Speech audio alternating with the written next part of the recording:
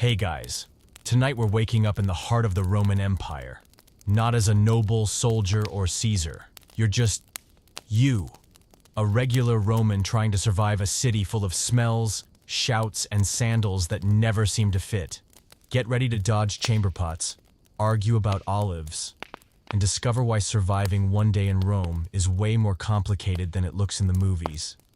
So before you get all comfy and drift off, take a moment to like the video and subscribe, but only if you genuinely enjoy what I do here. And let me know where you're tuning in from in the comments and what time it is for you. I always love seeing who's joining this sleepy journey worldwide. Now, turn off the lights, maybe switch on a gentle fan if you like that soft background hum. And let's slip quietly into tonight's journey. You wake up in a plaster-walled room with a low ceiling, yelling outside, filtering in like someone arguing whether bread should be dipped in oil or goose fat. Bad news, there are no soundproof windows. Good news, you're still alive, and that's already a small victory in Rome. You're lying on your bed, if you can call it that. It's a thin plank with some dry straw and a crumpled cloth. Every time you turn, it creaks like a chariot needing repairs. But you're used to it, and to the sound of kittens being born behind you, and to your uncle snoring like thunder in the corner. You live in an insula, a Roman apartment block. You could call it cozy, if you're comfortable sharing a room with 6 people, 1 cat, 2 mice, and just enough space for a sneeze to shake the ceiling. It's not quite daylight yet, but Rome doesn't care. Outside, hooves clatter on stone. The onion seller yells like he's waging war, and someone is playing the flute, badly somewhere nearby. You rest your arm over your eyes and sigh. Here we go again. You slide your feet into wooden sandals, trying to find your socks. Spoiler, they don't exist yet. The first stop is the water jar in the corner. The water's cold, leftover from yesterday, but better than nothing. You splash your face, freezing, but more effective than any espresso. Next is dental hygiene. No toothbrush, just a pinch of dry salt mixed with ashes. The ancient equivalent of toothpaste, endorsed by sheer optimism. You rub it on your teeth with your finger, like you're cleaning, and slowly grinding away your enamel. Breakfast? Minimalist. A piece of bread so hard it might have military applications, dipped in olive oil from a clay jar. No cured meats, no eggs, no tea, just the occasional smudge of honey. More color than flavor. You chew while your sister sings a folk tune about a girl who fell in love with the god of wine. Your father is lacing up his tunic while scolding the cat for stepping on a loaf. Your mother checks the coin pouch and sighs. A very Roman morning. You throw on your tunic. Coarse, thick, a little musty, and wrinkled in the way time likes to leave things. You tie your belt with a frayed piece of hemp and glance at your reflection in a water bowl. Not bad, but no one's mistaking you for the next emperor. Your father says, "Go early, or there'll be no fish left." You nod, stuff a few sestertii into your cloth pouch, and remind yourself, avoid the cheese lady who talks too much. Also, avoid the grape vendor who lets his goats roam freely. You step out of the insula. The wooden stairs groan under your weight, each step a whispered prayer. Please don't break today. Rome greets you with its complete chaos. Carts brushing past your ankles, vendors shouting over each other to be heard, the scent of heart smoke layered with sweat, and things better left unidentified. You stick close to the walls, dodging horse droppings and the glances of patrolling soldiers. Here's a fact. They don't put in scrolls. Rome is loud. There's no rush hour, because every hour is rush hour. People jostle, animals jostle, voices jostle. At the street corner, you hear a street performer singing, a pot crashing, and a woman loudly complaining that her husband talks in his sleep about his ex-wife. You chuckle, and also take a shortcut. Rome teaches you 3 quick lessons. Walk fast, dodge faster, and pretend you didn't hear anything strange. You don't know where today will take you. Maybe a shouting match at the fish stall. Perhaps a sudden downpour soaking your tunic. Maybe an invite to a wrestling match you can't decline. But you're just looking for a fresh bundle of green onions and trying not to step on someone's dropped bread. When you leave your insula, you're swallowed by a familiar chorus.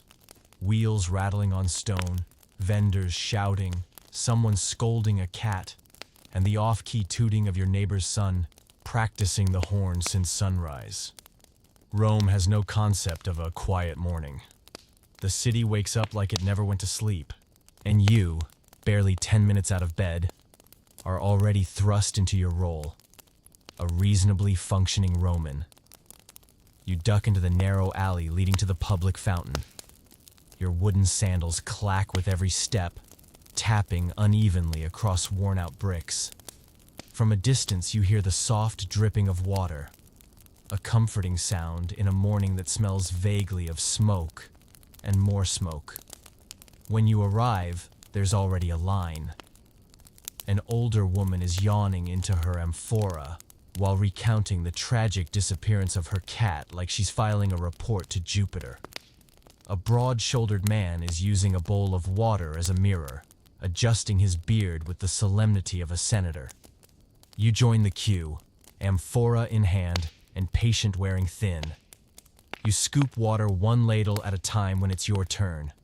Cool, sharp, carrying that unmistakable scent of limestone and ancient history. You fill your jar, splash your face, and that's when someone behind you shoves forward and gives you a full-body rinse. You turn.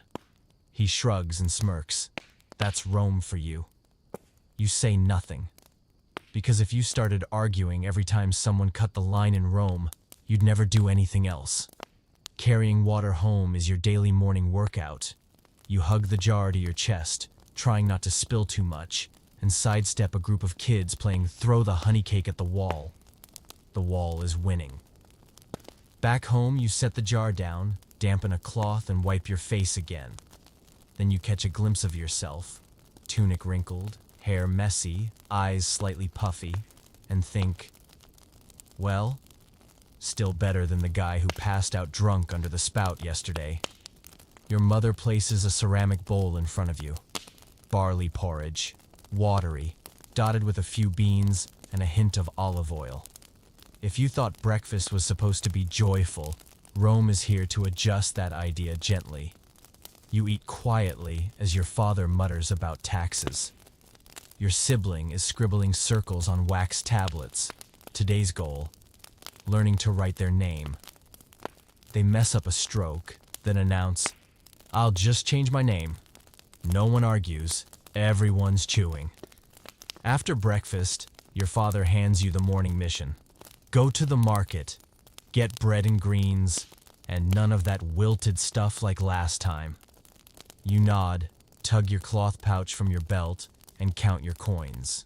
Not much, but enough for fresh produce, if you dodge the price-gouging lady and the older man, who insists on sneaking in wilted celery. You tighten your belt, straighten your tunic, and brace yourself for the second act of your morning, the market gauntlet. To get there, you must survive 3 hazards. 1. The main road, where chariots barrel through like they've never heard of brakes. 2. A squad of soldiers checking documents. You don't have any, but you've mastered walking around them. 3. The infamous cheese vendor, whose strategy is to talk so much, you'll buy just to escape. You dodge all 3 like a seasoned pro, then slip into the market, where Rome shows off its signature chaos and efficiency. Vendors shout, buyers haggle like gladiators. A man is explaining the freshness of his fish while a pigeon poops directly on his head. You weave through the crowd to your usual vegetable stall. The seller is a sharp-eyed woman with a voice that could command ships. You flash a polite smile. "What's fresh today?" She replies, "Whatever doesn't look dead." "Pick it yourself." You do. Fast. Pay. and leave before she throws in a bonus you didn't ask for. On your way back, you stop by the bakery. The smell of fresh bread is divine. The line is as long as Trajan's wall. You wait your turn, overhearing conversations about politics, the weather, and whose cat stole whose fish. Finally, you get a loaf. Not soft, not warm, but intact, which is enough for lunch if you ration it wisely. You cradle it like treasure, push past the crowd, and head home. Back at the insula, you place the vegetables on the table and raise the loaf like a victory trophy. Your sibling claps. Your mother says, "Wow, the vegetable lady didn't trick you today?" You smile. Say nothing.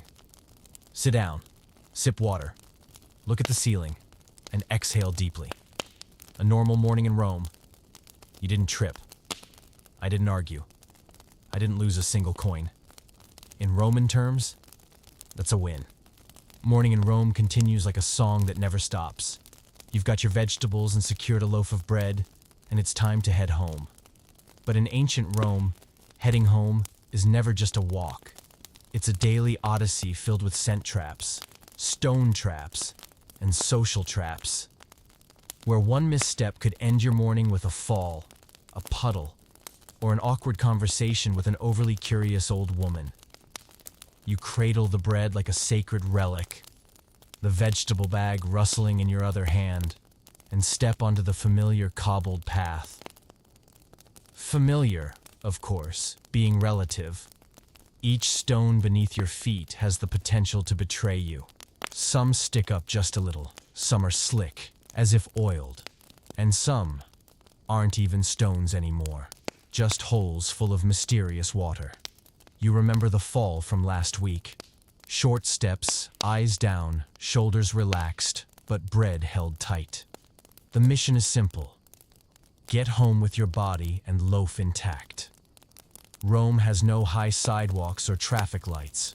There are laws, but most of the city runs on shouted warnings, conditional courtesy, and an artful instinct for not standing in the wrong place at the wrong time.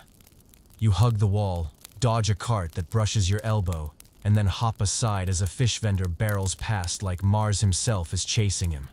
And then it appears. A glistening puddle of murky water right where you were about to step. Not big, not deep, but suspicious. And in Rome, anything suspicious usually is. You halt, change course, cut down a side lane. But wait, footsteps behind you. A boy sprints past, carrying a bundle of something. You shift to the side and splat. He lands square in the puddle. Result, your sandals are soaked, your bread now smells faintly of fermented fish, and the boy winks at you. Welcome to Rome. You don't shout. Don't curse. In Rome, you'd never have energy for anything else if you lashed out whenever someone splashed you. You wipe the bread with your cloth, praying your mother won't notice it smells like the docks, and march on with increased determination. Do not step in anything else. You pass the fish market. Even without stopping, the smell gets to you first. A cocktail of dried fish, salt, sun, and something else better left undefined. Fresh fish, someone yells. Only swam yesterday. You doubt it, but keep walking. An old lady calls out, "Young man, want some garum? Fermented just 5 days. The smell will stir your soul." You smile weakly. No soul needs that kind of stirring before noon. You swing by the fruit stands. Grapes and figs are stacked like edible pyramids. You pause. Not to buy, but for the shade. Moments later, a teenage apple seller shoos you off, assuming you plan to steal. You don't explain. You pass a sandal repair stall where an older man is hammering soles with such ferocity it sounds like he's forging weapons. Each strike sends pigeons flying. You sidestep again and think, every trade in Rome has its soundtrack. You're almost home when you encounter a group of kids throwing olives at each other's heads. One nearly hits you. They burst into laughter. You let it slide. Rome has taught you this. Children always win. They're fast, They're everywhere, and they get forgiven more rapidly than adults. Finally, you reach your insula. As you climb, the wooden stairs creak beneath you, counting each step like a marching legionnaire. At the 13th step, your hand slips from sweat. You nearly fall, but the vegetables survive. The bread, still intact, just with a new fishy aroma. Your mother eyes you and says immediately, "This bread passed by the fish sauce vendor, didn't it?" You say nothing. Just hand her the loaf and collapse into a chair. Your father peers out from inside, smiling. "So you made it. The road to the market's no different than a battlefield." You nod. He's not wrong. You dodge 3 carts, 2 puddles, 5 children, and 1 determined older woman selling garum. A small victory for a true Roman survivor. You've just survived the morning market run. Your arms sore from hauling vegetables. Your bread still intact, if a bit suspiciously scented. And you're about to sit down for a well-earned rest when your father says, with the gravity of a general heading to war, "Time for a bath." You freeze. Not because you dislike cleanliness, but because bathing in Rome requires bravery. It's not private, it's not relaxing, and it doesn't involve hot water on demand. You don't have a personal bathhouse, unless you're a god or a senator. For everyone else, cleanliness means heading to the public baths, where Romans gather to undress, gossip, and collectively sweat in steam-thick air. You change into something simpler, a thin cloth wrap tied with string. It is not stylish or luxurious, but it is quick to remove, which matters. Your mother hands you a small pouch with olive oil, a cloth, and a ceramic scraper called a strigil, which looks like a bent ladle, but somehow more ominous. On the way to the bathhouse, you pass through the forum. No one stares. No one laughs. Everyone bathes. It's just part of life. Still, you're uneasy. Last time, an older man slipped into the cold pool and screamed like Neptune was dragging him under. You haven't forgotten. At the entrance, there's already a line. The bathhouse has 3 main rooms: frigidarium, cold; tepidarium, warm; and caldarium, hot. Naturally, the hot water draws the longest line, a true Roman luxury. You wait, clutching your towel and oil pouch like someone might snatch them. In front of you, a bald, burly man explains to his companion how to cure back pain by submerging halfway in hot water and singing loudly. You have no idea if that works, but you're not about to try it. When it's your turn, you step into the first chamber. Steam swirls like a dream, until your foot slips on the floor, slick as oiled marble. You stumble, catching yourself by grabbing someone's shoulder. He turns, nods. "Careful. This floor once sprained a consul's ankle." You apologize and move on. The room is full of old and young people chatting and soaking, all sharing the same space. No curtains, no partitions. Welcome to openness, Roman style. You find a spot in the corner, sit, pour olive oil into your hands, and start rubbing it across your skin as you were taught. Then comes the strigil, the curved scraper that slides off oil, sweat, and grime. No soap, no shower gel, just oil and patience. It feels strange, but also oddly clean. A boy nearby drops his strigil. You hand it back. He grins and asks, "Ever fall in the cold pool?" You, "Not yet, but I'm close today." Once you've cleaned, you eye the hot bath, the caldarium, but the line stretches like a senator's speech. So you settle for the tepidarium, the warm bath, not too hot, not too cold, and blissfully free of shrieking. You ease into the pool. The warmth wraps around you like the embrace of a slightly smoky, olive-scented god. Around you, murmured conversation, gentle splashes, and the unmistakable scent of someone who overdid the perfumed oil.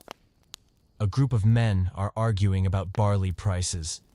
An older man is somehow asleep, curled in a naturally unexpected shape. You lean back, close your eyes, and exhale.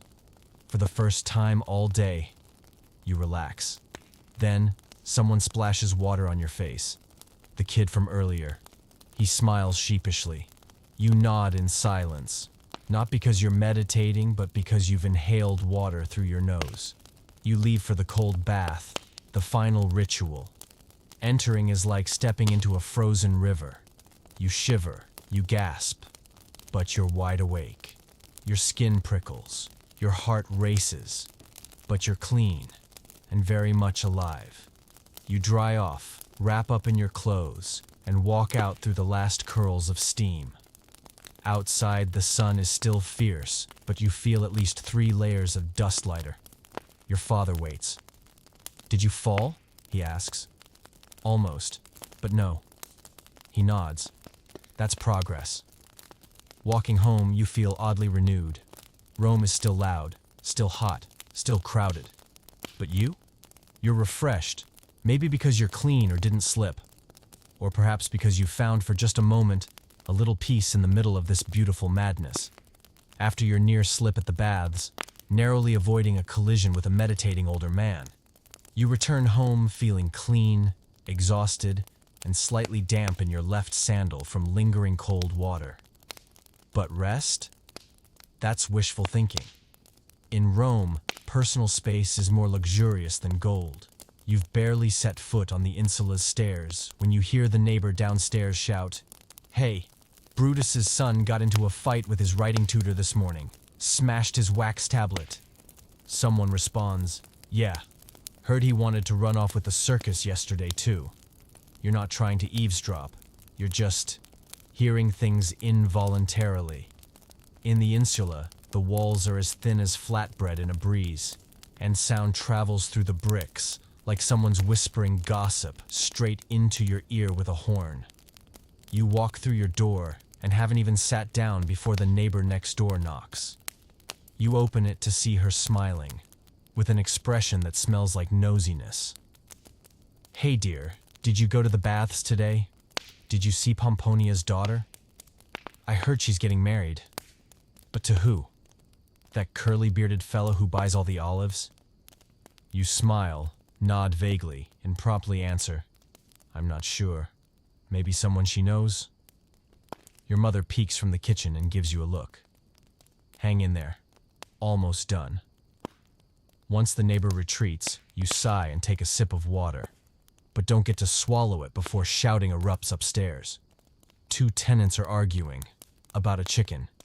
You don't know the details, but you catch snippets. "It's mine." "No, it laid an egg on my doorstep. That makes it mine." "What? Is that how chickens pay rent now?" You sigh. Peace in Rome is more fragile than a clay jar of garum. Your little sister sits in the corner, sewing and giggling. She whispers, "Who do you think will win the chicken battle?" You reply, "The chicken." Your neighbors aren't bad people. They're just very attentive. They care about everything. Who's eating what? Who's wearing what? Who came home late? Who laughed too loud? Nothing escapes their radar. You remember sneezing in the hallway. Within minutes, 3 people asked if you'd caught Neptune's damp breath. One brought garlic. Another offered a protective charm. It's love in a slightly overwhelming form. By midday, you try to nap. But Rome doesn't sleep. And when Rome doesn't sleep, neither do its residents. Downstairs, someone's teaching their child poetry. Upstairs, chairs scrape across the floor like a shipbuilding contest. To your right, a couple is playing Guess the Object based on sound. You decide not to imagine further. You close your eyes. But then, a knock. This time, the older man lives by the stairs, holding a bag of chestnuts. "Hey kid, did you hear anything weird last night?" Like footsteps, then a thump. You didn't. But if you say no, he'll still narrate everything he imagined. So you nod. "I think it was a cat." He nods. Yes, that cat has some strange habits. You're beginning to realize that living in an insula is like starring in a reality show. No script, but plenty of commentary. Still, it has its sweet moments. Yesterday, after you coughed a few times, the lady downstairs sent up a steaming pot of ginger water. Last week you helped Tullia's son after he fell in the courtyard, and she repaid you with a homemade honey cake. You can't hide anything here, but you're never forgotten either. As the afternoon wanes, the yelling dies down. What remains is the crackle of cooking fires, the scent of baking bread, and someone softly strumming a stringed instrument. You sit by the tiny window, watching a child tying a string around a pigeon's neck on the neighboring roof. You smile and think, in Rome, privacy is an illusion. But sometimes being heard, even when you didn't ask to be, isn't the worst thing. You lie down on your mat. Through the paper-thin walls you hear your mother telling a story, your father chopping vegetables, and someone knocking on someone else's door. You close your eyes. Rome is still loud, but within the noise are the sounds of family, neighbors, and ordinary people living together in a great city, where no one survives alone. The Roman sun at noon hangs high, as if trying to roast the entire city with its stare. You wipe sweat from your forehead and glance at the courtyard, where each paving stone is heating up like bread fresh out of the oven. If you thought that after a grueling morning of shopping, public bathing, and surviving the neighbor storm, your day was done, congratulations. Now it's time to work. You're not a noble, not a philosopher, and not a poet, living off the fame of a love verse someone once drunkenly quoted. You're a regular citizen, living on the third floor of an insula with slightly crooked wooden sandals and a back just sore enough to remind you that this day will be long. Your father yells from the stairs, "Hurry up, the kiln's waiting." You shout back, "I'm looking for my hand." You're searching for your hair tie. But he doesn't need to know that. You work at a small pottery workshop owned by your mother's distant cousin. No one knows the exact relation. You're paid not in coins, but in dry bread, lunch, and the right to leave early if it pours. The workshop is near the city's edge, beside other artisan homes. On the way there, you pass the blacksmith's row, where hammers on a metal ring like thunder. The air is thick with burning coal, and if you're not careful, your tunic might snag on a sword rack. The pottery shop is a low-roofed house with walls blotched in earthen colors, and it's as hot as an oven, because it is one. A giant clay kiln glows red, hissing smoke like Vulcan's soup pot. You drop your things, roll up your sleeves, not to look professional, but to avoid getting clay in your armpits, and sit at the wheel. In front of you, a damp lump of clay waiting to become a water jug, a soup bowl, or a lid for a fermented fish jar. You press your hands into the clay and spin the wheel. It's soft, calm, and a little too watery. A wobbly plate forms. It looks like a hat someone sat on. You exhale. It's not a masterpiece, but at least it has a shape. The boss peers over your shoulder. That could sell. Call it artistic tableware. You. I thought it was a technical failure. Him. Same thing. If someone buys it. You keep spinning. My hands were sore and my back was aching, but something was deeply real. You're making something. Even if it's a lopsided bowl or a lid that doesn't fit, it's yours. Rome was built by things like this, and people like you. At midday, the workshop breaks for lunch. Everyone gathers for a quick meal, a chunk of bread, a few beans, and someone has brought a tiny jar of garum. You sniff it, decide to eat dry. There's a man named Gaius who pushes delivery carts for the shop. He says, "Yesterday I hauled 2 amphorae across half the city. One broke, the other was empty. They still made me pay, said I carried valuable air." You laugh out loud. Gaius is a goldmine of working-class humor, and you realize little laughs like these keep your spirit upright day after day. After lunch, it's back to the wheel. You craft a few more bowls. A friend nearby sets newly formed pots on the drying rack. By the kiln, the oldest potter checks the heat by holding his hand near the flames. Someone says he's lost his eyebrows 3 times. He grins. That's how you know it's hot enough. By late afternoon, you've made 4 lopsided bowls, 2 cracked plates, and 1 fully functional lid. You wash your hands, wave goodbye, and step outside. Your back's bent, but your spirit feels strangely okay. You didn't build a temple. You didn't write an epic, but you made a bowl. And maybe someone will drink from that bowl and tell a story. And that's how Rome continues. On the way home, you pass a cart full of vegetables. A kid drops an apple. You pick it up and hand it back. He smiles and runs off. You glance at the apple in your hand and take a bite. It's sweet, a little sandy, but good. In the Roman way. Not perfect, but real. You reach home as the sun dips low. The insula greets you with your mother's voice. Want some fried cakes? You think of the cakes. Then, in the early morning. Then, the 12 pottery pieces. You reply, yes. And water too. I made pottery today, with my whole back. After a long day wrestling with clay, hot winds, and misshapen bowls, you were forced to call free-form artistic style. All you want is to lie down and not lift a single finger. But Rome has other plans. You've barely sat down when your father says, "Get up, son. Today's the festival honoring Jupiter." You face-plant onto the table. Another one? Of course. The excuse for a festival in Rome could be as simple as, "It might rain tomorrow." You change into a fresh tunic, meaning the one slightly less wrinkled than the old one. Your mother hands you a small laurel crown and reminds you not to curse during the ceremony, close your eyes at the altar, or ask if the sacrificial meat is edible. You nod, thinking, just survive 1 more hour. On the way to the temple, the crowd is already visible afar. Incense smoke coils in the air, blending with the smells of roasting meat and far too many people, creating an unmistakably Roman aroma.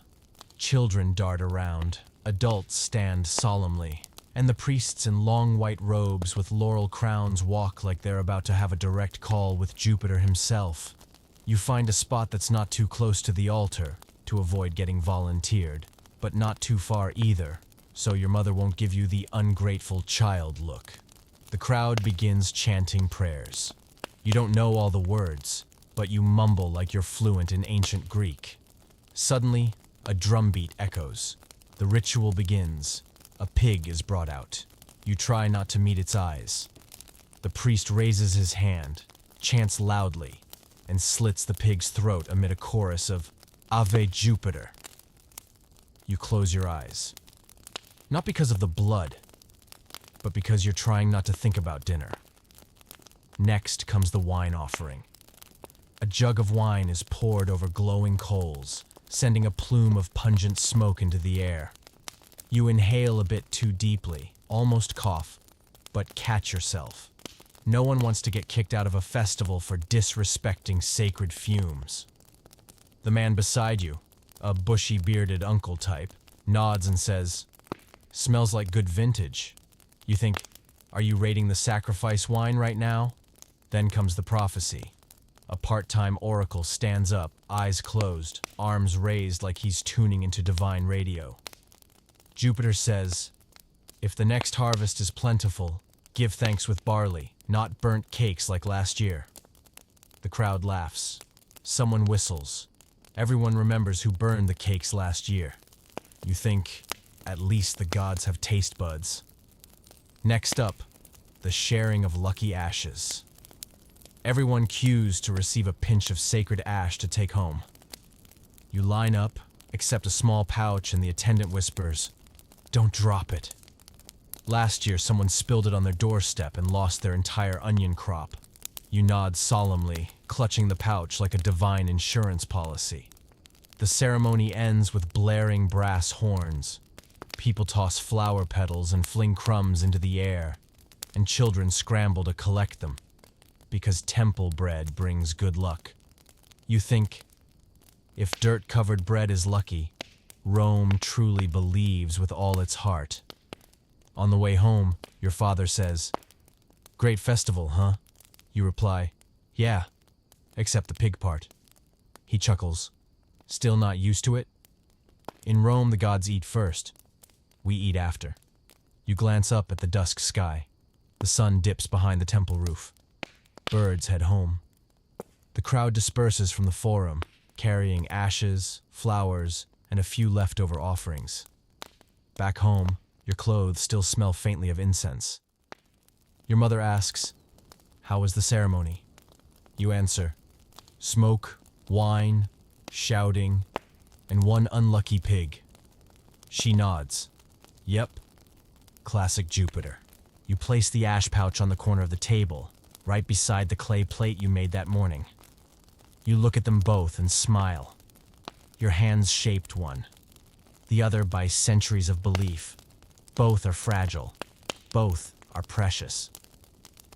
After the smoke-filled shouts of the Jupiter festival finally died, you return home with a quietly grumbling stomach. And Rome, like a practical mother, doesn't feed you on faith alone, but on bread. You've barely sat down, laurel crowns still perched on your head, when your father calls out, "They're distributing bread in the forum today. Go now, or it'll all be gone." You sigh. Rome won't let you starve, but it won't hand-deliver your meal either. If you want to eat, you must compete politely, loudly, and with strategy. You quickly swap into a more comfortable tunic, meaning the one less dusty than your pottery-stained one. Your mother shoves a worn cloth sack into your hand, the designated bread bag. This drill is like the path from your bed to the water jar. You step outside. The sun is harsh today, but the forum swarms like a broken beehive. Complimentary bread isn't an everyday treat. It's the most delicious political invention Rome ever cooked up. The Roman government calls it panem et circenses, bread and circuses, a clever way to keep the people fed and entertained, leaving no time for rebellion. Everyone knows that if you hand out bread consistently, you can say just about anything, and the crowd will still cheer. You squeeze into line behind a tiny older woman whose eyes are sharper than a blade. In front of you is a burly man bragging about how he scored a loaf by pretending to faint yesterday. You think, "I just want my share. No drama is required." When it's your turn, you hold out the bag. The bread distributor raises an eyebrow. "Got your claim slip?" You dig into your tunic and produce a crumpled parchment with the magistrate's stamp. Your father waited half a day yesterday to get it. The official checks it, then drops a loaf of bread into your bag, hard enough to qualify as construction material. Not warm, not soft, but free. You thank him and step aside just in time to see a child collapse theatrically on the ground. His mother yells, "He hasn't eaten since morning." The bread man sighs and tosses half a loaf into her sack. You've learned a lesson. Children are the ultimate bread acquisition tactic. You leave the forum clutching your sack, which now smells of flour and 100 strangers' sweat. On the way home, you pass through a market stall to buy some olive oil. The vendor eyes your loaf and comments, "Today's batch burned less than yesterday's." You nod, buy a small jar, and hurry home. By the time you arrive, lunch preparations are underway on the table. A few stewed beans, some leftover greens, and a dish of garum, Rome's infamous fish sauce that makes every meal unforgettable in its way. You tear into the loaf, dip it in the olive oil, and take a bite. Tough, but fragrant. And more importantly, it's yours. Fairly earned, no begging, no schemes. Your father, chewing alongside you, says, "You know, during Julius Caesar's time, He handed out bread to tens of thousands every day. You ask, where'd he get all that bread? He shrugs. A good politician makes people believe he has bread, even when all he's got is flour. You're not sure you fully understand, but you get this much. In Rome, food isn't just for survival. It's a tool for peacekeeping. The meal ends in quiet satisfaction. Your mother collects the crumbs for the chickens downstairs. Your younger sibling feeds a scrap to the family, cat napping in the corner. And you, leaning against the wooden pillar, half a loaf still in hand, think, Rome doesn't give much, but it always knows what to offer and when. From outside, a voice rings out, "Free beans tomorrow." Another responds, "Is that true?" An old woman chimes in, "Heard it myself. New magistrate. Wants to win hearts." You smile. Of course, this is Rome. Every bite of bread carries the taste of flour and politics. You stand, stretch, your belly warm, your mind clear, ready for whatever comes next. After a lunch stuffed with political bread and stale olive oil, you're just about to lie down for a well-earned break when your little brother bursts in, eyes lit up like a campfire. "Hey, there's wrestling at the Forum this afternoon. They say there's a bear." You blink. "A bear?" He nods, excited and a little alarmed. "Yeah, a real one. They pulled it in on a cart. I saw its tail wag. You can't say no. In Rome, entertainment isn't optional. It's survival. If mornings are for work and midday for food, then afternoons are for yelling at people trying to keep both their legs attached. You straighten your tunic, tie on a thin cloth cap to keep the sun off, and follow the flow of people, all streaming toward the arena. Laughter echoes. Bets are being placed. Someone's carrying wine and pastries. One man even hauls a wooden stool to watch without destroying his knees. You, meanwhile, carry a leftover bread crust, a few spare coins, and a readiness to get yelled into partial deafness. Today's venue isn't as grand as the Colosseum, but it's big enough to pack a few hundred fans. Spectators sit around a circular dirt ring, straw marking the edge. No fences, no nets.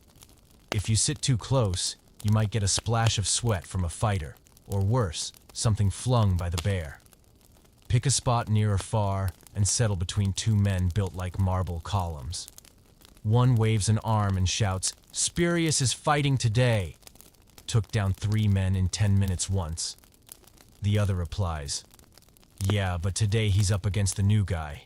Young. Got lightning bolt mustache."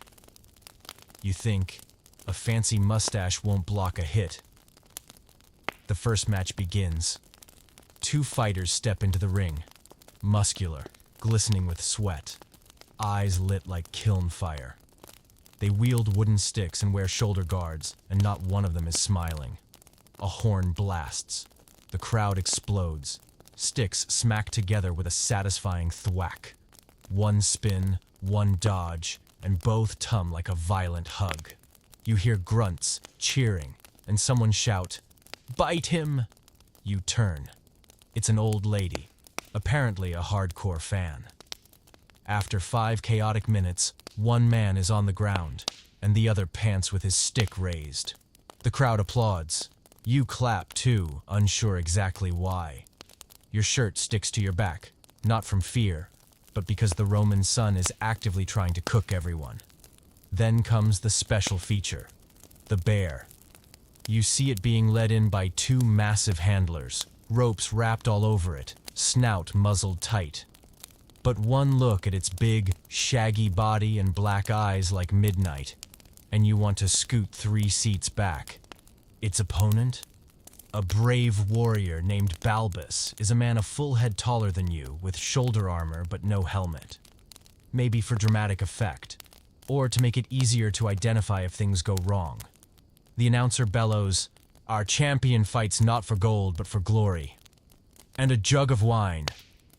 The crowd goes wild. The bear growls. Balbus gulps. The match begins.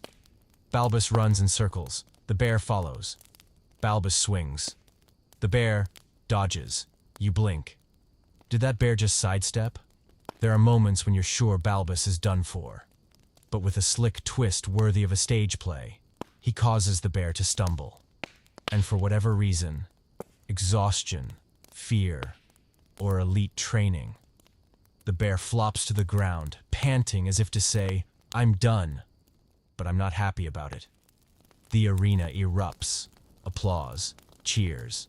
The old lady beside you yells, "Give him more wine!" It is unclear if she means Balbus or the bear. After the adrenaline fades, the rest of the program unfolds. Kids doing mock fights, an older man performing flips, and one guy dressed as Pluto scaring the crowd. It works. One kid bursts into tears and gets whisked away by his mother. You leave the arena as the sun begins to set. The air's still hot, but there's a surprising lightness in your chest. Rome may be cruel, but these moments, noisy, ridiculous, soaked in sweat and drama, make you feel alive. On the way home, you hear someone yell, "Chariot races tomorrow." You shiver. Again, you think of Balbus, the bear, that shouting older woman, and you wonder, how many more of these afternoons can I survive? The answer's unclear, but at least today, you're still in one piece. And the bear? Last you heard, it was backstage, eating grapes. The afternoon seemed to end peacefully, the cheers fading, the bear still running in circles in the dust. And you returned home like a survivor from 2 hours of shouting and a face full of grit. You sat down, poured yourself some water, just about to relax when... thud, thud, thud. A firm knock on the door. There is no mistaking it. Your mother sighed. Your father stood up immediately. Your little brother ducked behind the curtain. And you? You froze. No one said it, but everyone knew. The census officers had arrived. You heard your father mutter, "Looks like it's our turn." Roman officials don't knock to check if you're eating your vegetables. They come to see who lives where, their names, how old they are, what they do for a living if they've paid taxes, and most importantly, whether they're eligible for military service. You swallowed hard. You were still young, healthy, and worst of all, you had no powerful sponsor to get you out of it. The door opened. 2 men in red tunics stood there, holding wax tablets and styluses. Neither of them smiled. One asked, "Name of the household?" Your father answered quickly, clearly, like he'd rehearsed it 100 times. "Household of Publius. Wife is Tullia. 2 sons, 1 daughter. Living here for 17 years. Taxes paid in full. Receipts available if needed." The officer scribbled on his tablet without looking up. The other scanned the room, and his eyes landed on you. "Age? 20, sir." A small nod.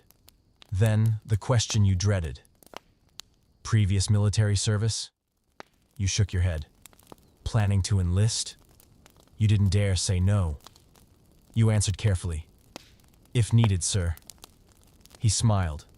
A smile you didn't trust one bit. Rome always needs men. He wrote something. You tried to peek to see if it was your name.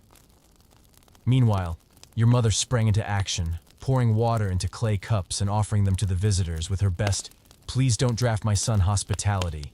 Old trick, still worked. One of the soldiers took a cup, sipped, and nodded. Cool water, just like home. You breathed out. Your mother seized the moment. "Where's home, sir?" "Hispania." "Oh, I've heard the wine there is wonderful." Suddenly, the conversation turned to vineyards, merchant ships, and weather. You sat silently, palms damp, as the soldiers finally rose. "Thank you for your cooperation. Have a good day. We'll return if further clarification is needed." Return. It sounded more like a threat than a promise. They left. The door closed, and everyone in the house exhaled at once. Your father sat down, muttering, "If you get called, shave. Makes you look younger." Your mother stared at him. "No." He'll be too busy hauling water. No time for soldiering. You looked at them, then down at yourself. Lean, not exactly fast. And your only weapon experience involved the wooden handle of a baking spatula. You thought, let's hope Rome isn't that desperate yet. Your brother peeked from the curtain. Will they give you armor? You grinned. If I get drafted, I'll wear armor made of bread. He clapped.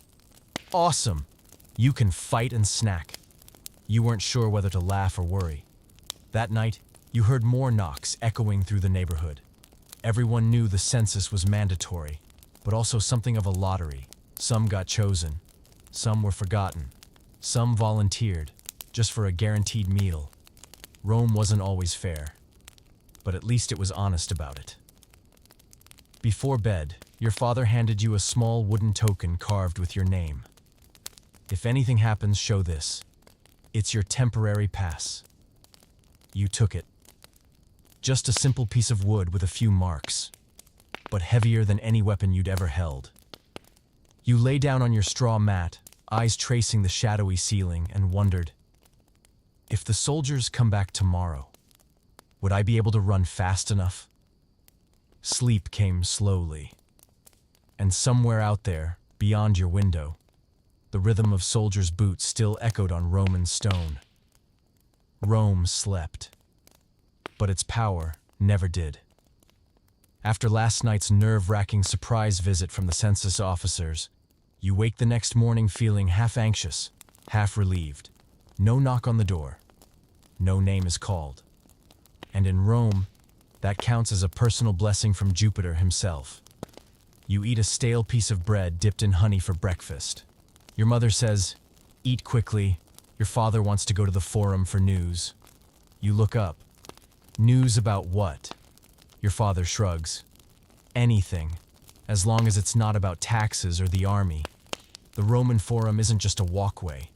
It's the buzzing heart of public gossip, politics, trade, arguments, marriages, divorces, slave auctions, and occasionally misplaced laundry. It's where you can buy a fig, overhear a philosophical debate between two older men, and be scolded by a cranky woman because you stepped on her cat. You can't say no. Your father has already combed his beard, donned his felt cap, and is walking like he's about to deliver a speech in the Senate. You grab a small pouch of grapes, a few coins, and the most important thing, a mindset ready for any brand of absurdity. By the time you arrive, the forum is packed. People are standing, sitting, sprawling across marble steps with wine jugs in hand, loudly discussing things that may or may not be real. One man stands in the center of a crowd, raising his hands to the sky. Rome needs reform. We must tax pastries. The forum goes silent for a moment, then bursts into laughter. A pastry vendor nearby shouts, "If you tax my pastries, I'll hit you with my baking tray." But the man holds his ground. We've become soft. Sweets are making the backbone of Roman men crumble. You think to yourself, I thought it was the wine doing that. Your father pulls you toward a cluster of people whispering about actual politics. One says, word is a new magistrate is about to be appointed. Another replies, he's related to Julius Caesar's wife's cousin's ex-brother-in-law. A third chimes in, I heard he used to be a baker. You raise your eyebrow. From bread to power? Then my little sister still has a shot. Next up is your father's favorite part, the speeches. A group of part-time philosophers gathers around a stone column, yelling about the true meaning of loyalty. One young man in a pale yellow toga shouts, do we pledge loyalty to Rome or to our daily bread? The man next to you whispers, he's the baker's son. Don't mind him. You smile and listen a little longer. You don't follow everything, but the passion and rhythm are oddly comforting. There's something very Roman about shouting metaphysics between a butcher stall and a fish cart. You wander over to the side market near the forum. There, they're selling everything from dried grapes, scented oil, secondhand sandals, and Lucky Charms made from bone. A wrinkled older woman calls out, "Boy, want a charm to avoid military service?" You freeze. Is that real? She winks. "If it doesn't work, I'll refund you." You chuckle. Not sure how you'd pay me back if I'm queuing to enlist. Nearby, a child juggles stones for coins. People cheer. You toss him one. He grins. "I'm learning this so I don't have to learn Latin." You nod, unsure whether to encourage or warn him. By late afternoon, the sun has softened. You and your father sit on the stone steps, munching grapes. He points at a man loudly debating in the distance. That guy used to be a slave. Now he talks politics like a senator. You ask, "Does anyone listen?" Your father shrugs. "Doesn't matter. In Rome, if you have a mouth, you have a voice. For at least 10 minutes. You didn't hear anything groundbreaking today. No breaking news. But something in you feels full. Not in the belly, but in the mind. Rome is never quiet but never dull. Everyone says something different and believes in something else. But they all coexist. In the same square, under the same dusty sun. On the walk home, your father says, "Seems like a peaceful day." You nod. Peaceful, in that loud Roman way. You return home as twilight sets in. People still chat in the doorways, debate halfway through stories, and laugh loudly at jokes that don't sound funny. You sit on your bed, feet sore. But deep down, something feels strange. A kind of calm. You didn't say a word today, but it feels like Rome spoke for you. The next morning you wake up to a strange realization. The tunic you hung up yesterday is still wet. Not because of the weather. Rome was as hot as a furnace yesterday. But because you hung it too close to the water jar, and your little sister forgot to close the lid. You sigh. A new day, an old tunic, and a mysterious water stain shaped vaguely like a bird. Or the Roman Empire, depending on your imagination. You grab another tunic, the one your mother calls your temple outfit, even though you once wore it while falling flat on your face in the pottery yard. Roman clothing isn't complicated, but it's full of layers, not just literal ones. You can't just wear what's convenient. You wear what matches your social rank. Wrong color, wrong material, wrong hemline, or the wrong level of whiteness. Congratulations, you've become the neighborhood's main topic of conversation. The tunic is your basic survival gear, a coarse piece of cloth, usually knee-length with short or no sleeves.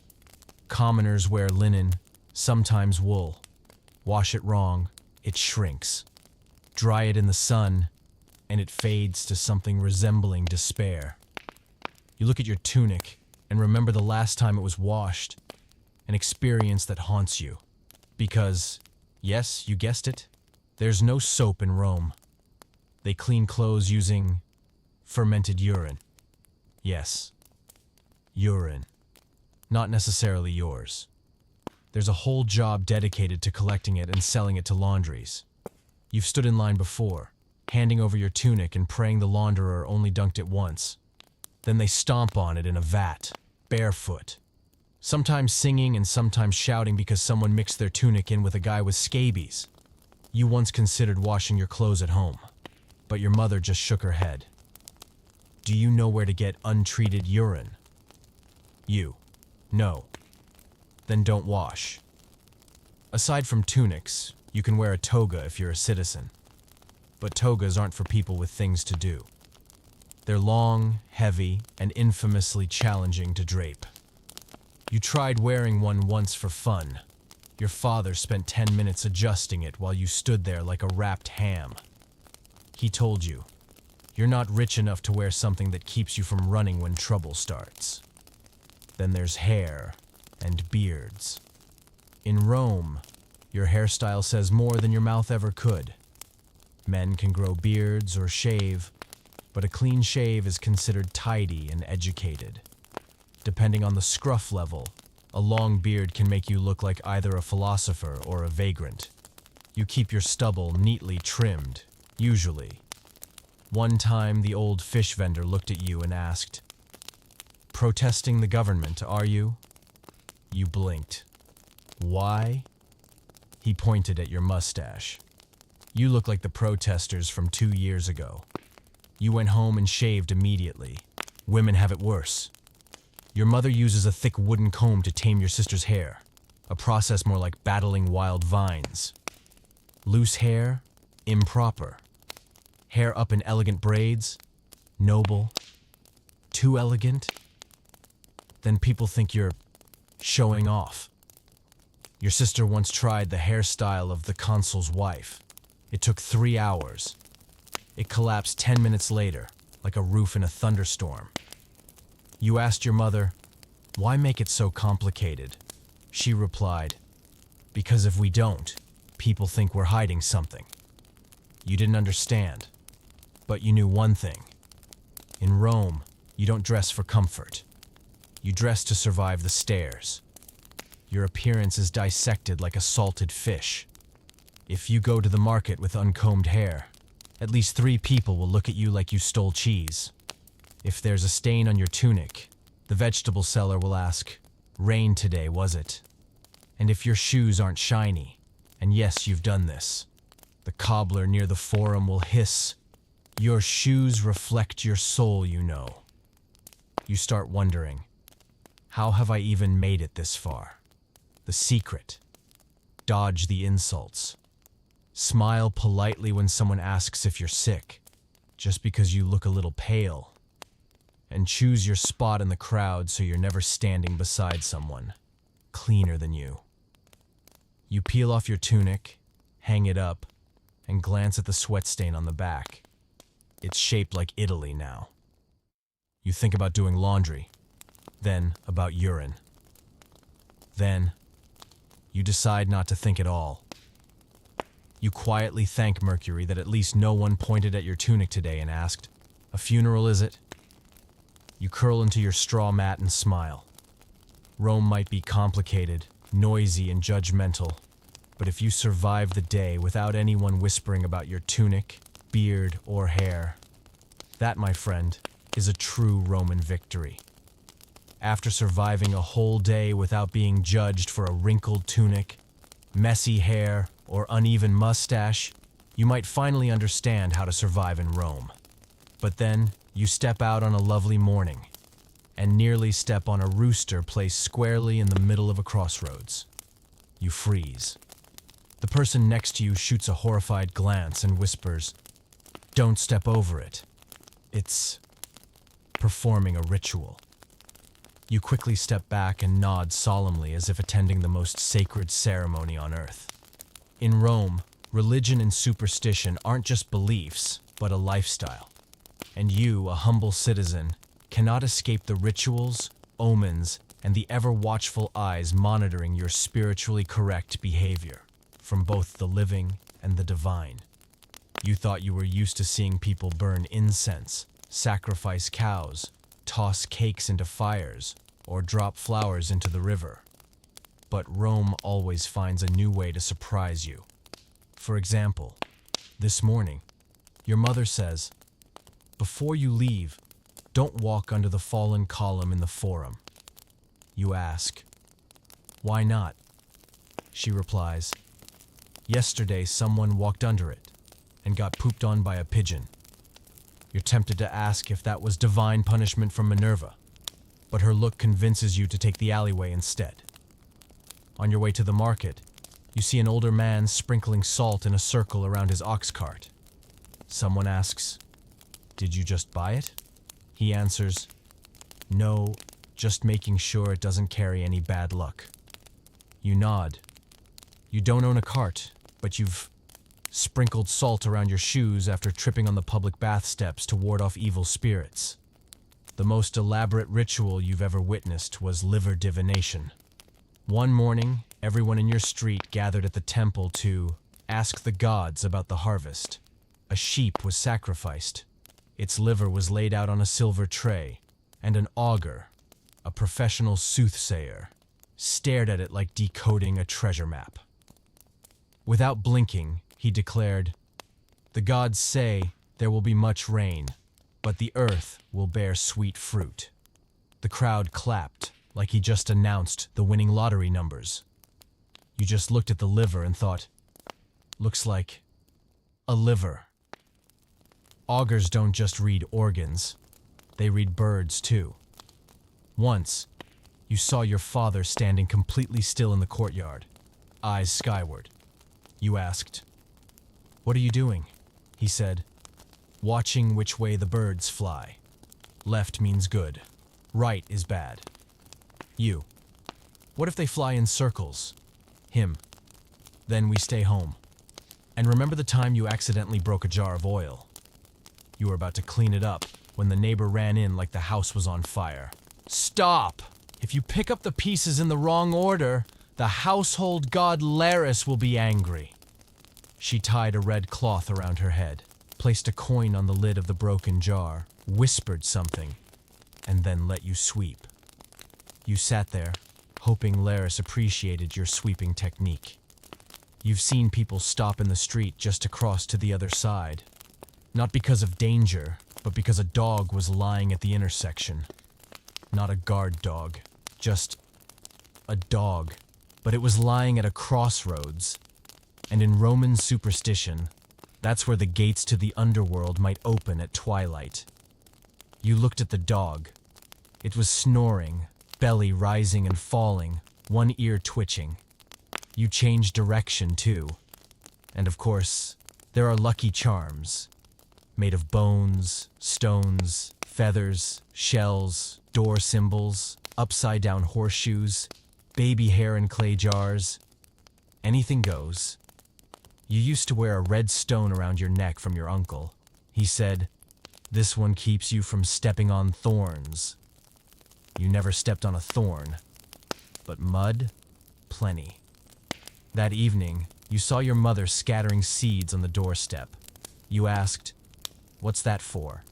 She said, "To lure good spirits into the house and make the bad ones trip over them and leave." You're not sure evil spirits are that clumsy, but you slipped on them while fetching water, so the method has merits. At the end of the day, as you lie down on your straw mat, your old bracelet slips off your wrist. You pick it up, examine it, then set it beside your pillow. Not because it's valuable, but you're not taking chances with whichever god might be watching.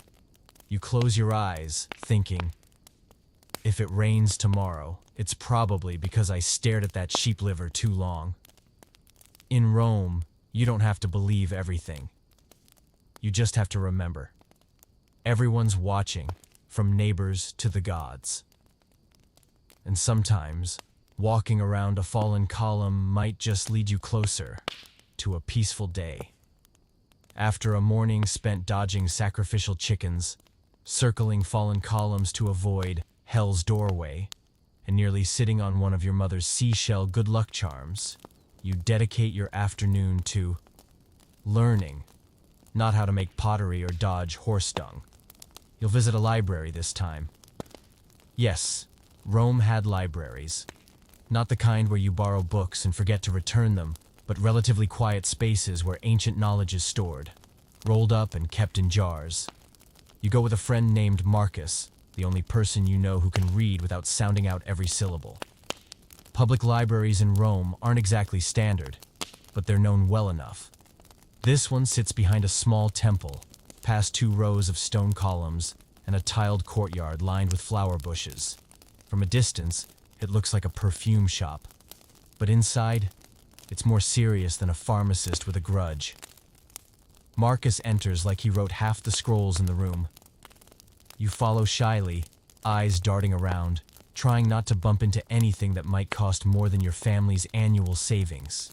The librarian, an older man with salt and pepper hair and an off-white robe, looks at you with curiosity and mild judgment. "This one can read?" he asks. Marcus answers, "Knows a few letters, but very eager to learn." You smile, internally thinking, I can read. The price tags at the market. The librarian nods and leads you into the main storage room. Cold brick walls, sunlight streaming through high windows, and towering wooden shelves filled with papyrus scrolls. Each one a story, a law, or a poem longer than dinner. Marcus grabs a scroll and unfurls it gently, as if caressing the wrist of a noblewoman. The writing flows in slanted, even lines of black ink, perfectly straight with no guidelines. You marvel, how do they write straight without any lines? Marcus replies, they're trained scribes. Some spent 10 years learning this. You nod, suddenly feeling that your childhood handwriting was excessively free. You ask to try a scroll. The librarian looks at you like you've asked to pet his most expensive chicken. He exhales. Careful. This one's a copy from a Greek original. The ink's made from grape ash and honey. The papyrus is premium grade. If you tear it, I'll report you to Minerva.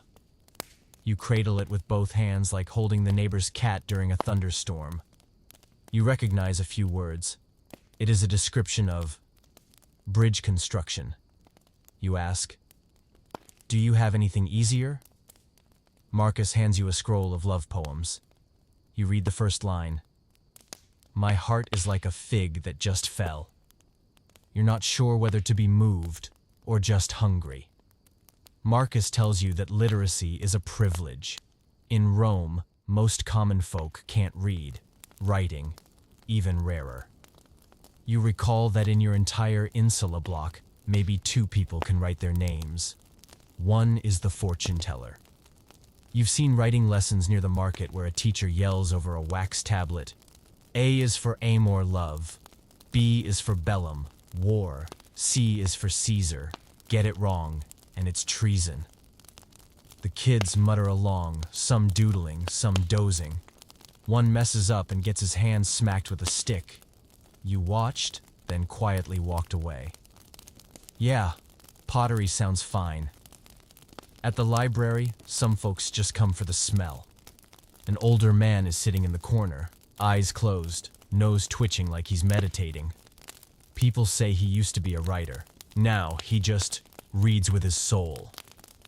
You try not to laugh. Marcus shows you a freshly copied scroll worth 3 goats as the afternoon light turns golden. You step back like it might bite you. Marcus grins. Don't worry. Looking's free. Just don't breathe too hard. Before you leave, the librarian asks, do you plan to learn to read and write? You hesitate. If it doesn't require ink made of honey, then maybe. He smiles and places a small scrap of parchment in your palm. Practice writing the letter V. It stands for Victoria, victory. Everyone needs a starting point. You leave the library feeling lighter in spirit, but heavier in mind. Not from fatigue, but from the realization. Rome isn't built just of stone. It's built from lines of writing that not everyone can read. And if you can learn even one letter, maybe someday, your name will also be written on one of those scrolls. After an afternoon steeped in the scent of papyrus and squinting at slanted letters harder to read than the moods of the gods, you leave the library with something new in your heart. You want to write. Not Roman law. Not a lofty philosophy. A love letter. The only problem is that you don't have a lover. But Rome, in its typical fashion, loves to complicate things unnecessarily. The girl you secretly admire is named Flavia, the daughter of the olive oil seller on the corner. She greets you with a radiant smile every time you walk past, and you nearly trip on the steps. You've met her 4 times, twice at the market, once at the Festival of Venus, and once, unforgettable, when she washed her hands at the public fountain, and you, coincidentally, decided to rewash yours. Romance in ancient times had no messages, no heart reactions, only glances, rumors, and wax tablets. You decide to write a letter. Rome didn't have adorable envelopes, not on paper, but on a wax tablet. a wooden board smeared with softened beeswax, carved letter by letter with a stylus. And you realize quickly that writing a love letter with a pointy stick is far less romantic than it sounds. Sitting cross-legged on your mat, lips tight in concentration, you try. Flavia, you are the morning light on a Roman street. Crossed out. Too poetic. Flavia, I see you like a drop of olive oil in my heart. Sounds like an ad.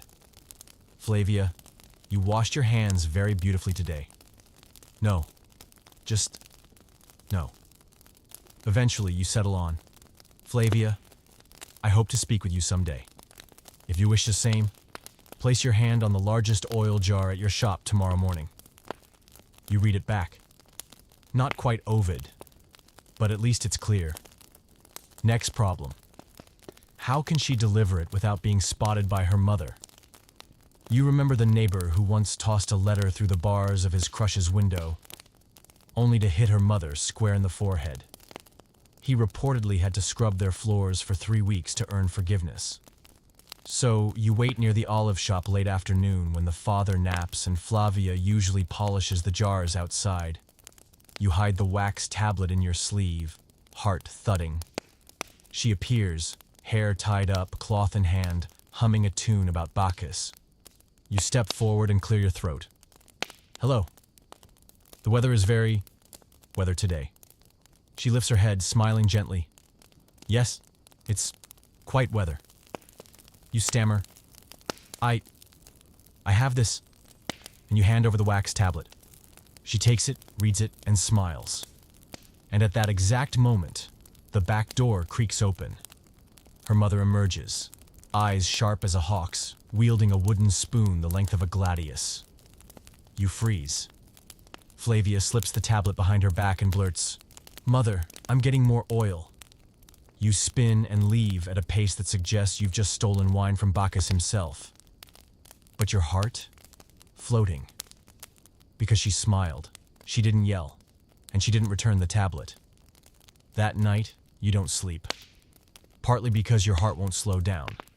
Partly because your mother asks, Why are you grinning like that? You reply, Thinking about this year's olive market. She narrows her eyes. Good. Focus on business. The next morning you pass the shop. No words, just a glance. She steps out and places her hand on the largest jar. You nearly fall over. Your soul screams, she said yes.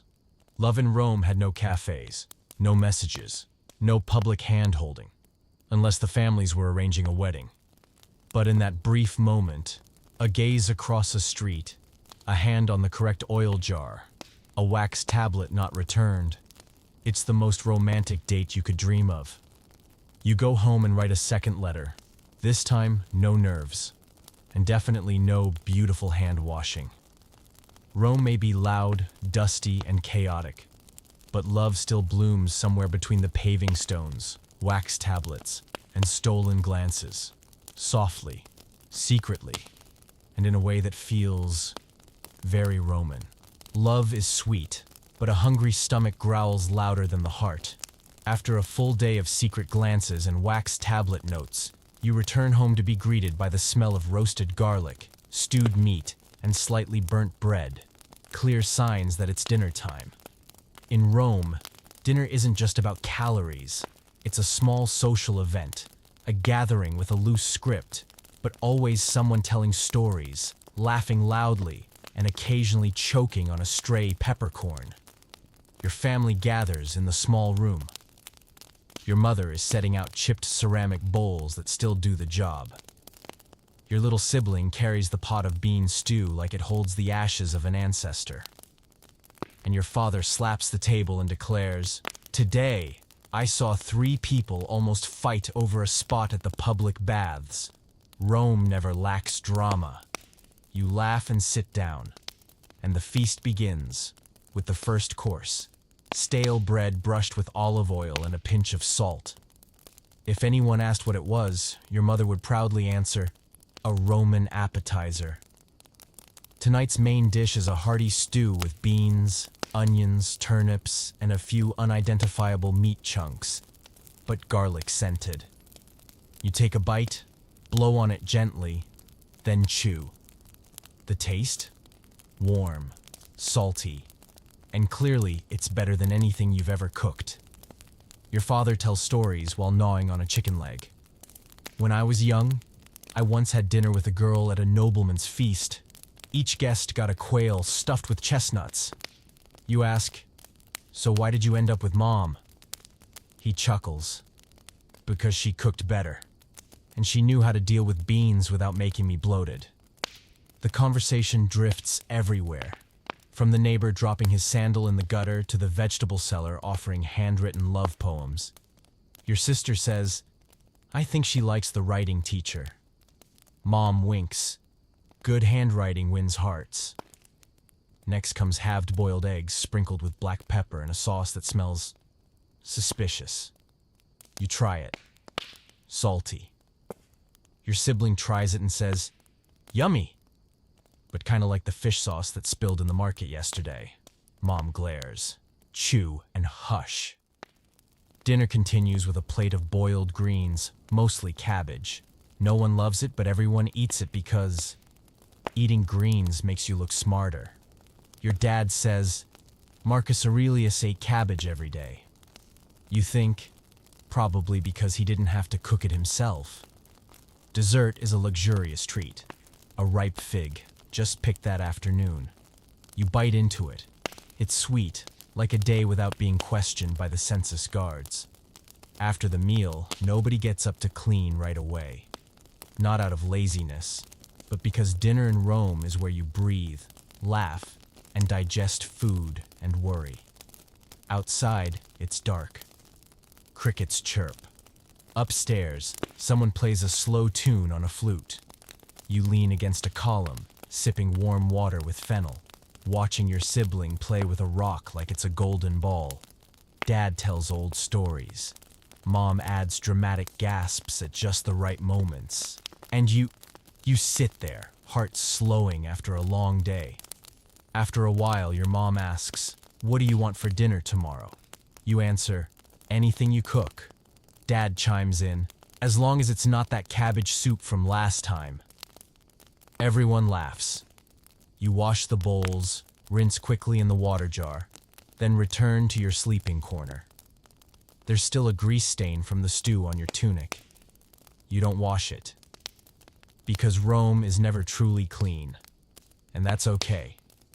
Before falling asleep, you think, no need for grand feasts or rare wine. Just a pot of beans, a few good stories, and someone who listens. That's enough. And then, you close your eyes, belly warm, heart light, and dream of... Flavia touched the olive oil jar once more. The next morning, while you're helping your mother hang clothes on the line, meaning you're mostly just holding one end of the rope and yawning occasionally, you hear a strange shout from the end of the alley. Strong maid, great at washing dishes, makes perfect porridge. Who wants to buy? You turn your head. A small crowd has gathered around a burly man holding a stick, pointing at a young girl standing beside him. She's dressed in plain cloth, her eyes lowered, and you realize it's a slave auction. In Rome, slavery isn't strange. It's just everyday life. Like bread or fish sauce. Not everyone likes it, but no one can live without it. You know there are a few families in your insula who employ enslaved people, but they usually work quietly, rarely seen, and even more seldom mentioned, unless someone breaks a jar.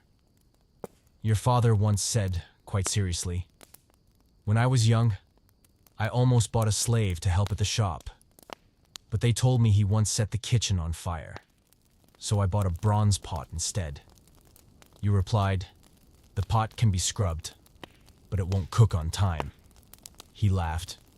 True, but it never asks for a lunch break. Back to the auction. The man continues to advertise. Knows how to sew, sweep floors, wash her master's feet when he's tired. Most importantly, doesn't complain. An older woman pushes forward, inspecting the girl's hands and asks, "She's so thin. Can she even sweep a yard? The seller replies, "Your yard's not that big anyway." You stand off to the side, unsure how to feel. In Rome, enslaved people aren't considered people, legally speaking. They are emotional property, a phrase that sounds absurd and tragic. You remember a slave named Daphnis at the pottery workshop where you work.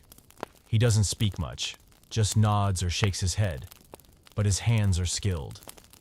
His work is the most beautiful glazed jars. Once you asked, "Where did you learn?" He said, "My father was a potter in Corinth." You fell silent.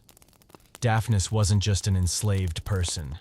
He was the son of a craftsman, and now he gets paid with thin bean stew and 2 hours off each week. In Rome, enslaved people come from everywhere: war, trade, or family debts. Some were once teachers, doctors, and musicians. Some were free until they broke a nobleman's precious vase and were sold to repay the invisible debt. You ask your mother, "Has anyone in our neighborhood ever been a slave?" She pauses. Yes. Old Clodia on the second floor. She was freed at 40. Now she lives by mending clothes. You remember?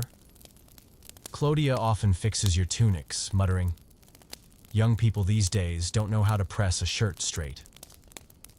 Though viewed as lesser, many enslaved people held families together. They care for children, cook, and keep accounts and secrets. There's a neighborhood joke. If the wife doesn't know where the husband went, the slave probably does. You once heard of an enslaved person freed after 20 years of loyal service. When asked what he planned to do, he replied, "Sleep," without someone shouting my name before dawn. That story made you laugh, then fall quiet. Of course, not everyone mistreats enslaved people. Some treat them like family, but others see them as walking tools. And if that tool drops a cup or speaks out of turn, the cost can be a lifetime. By day's end, you see the man leading the newly purchased slave girl down the alley across from yours. Her head still bowed. No cries, no tears, just walking.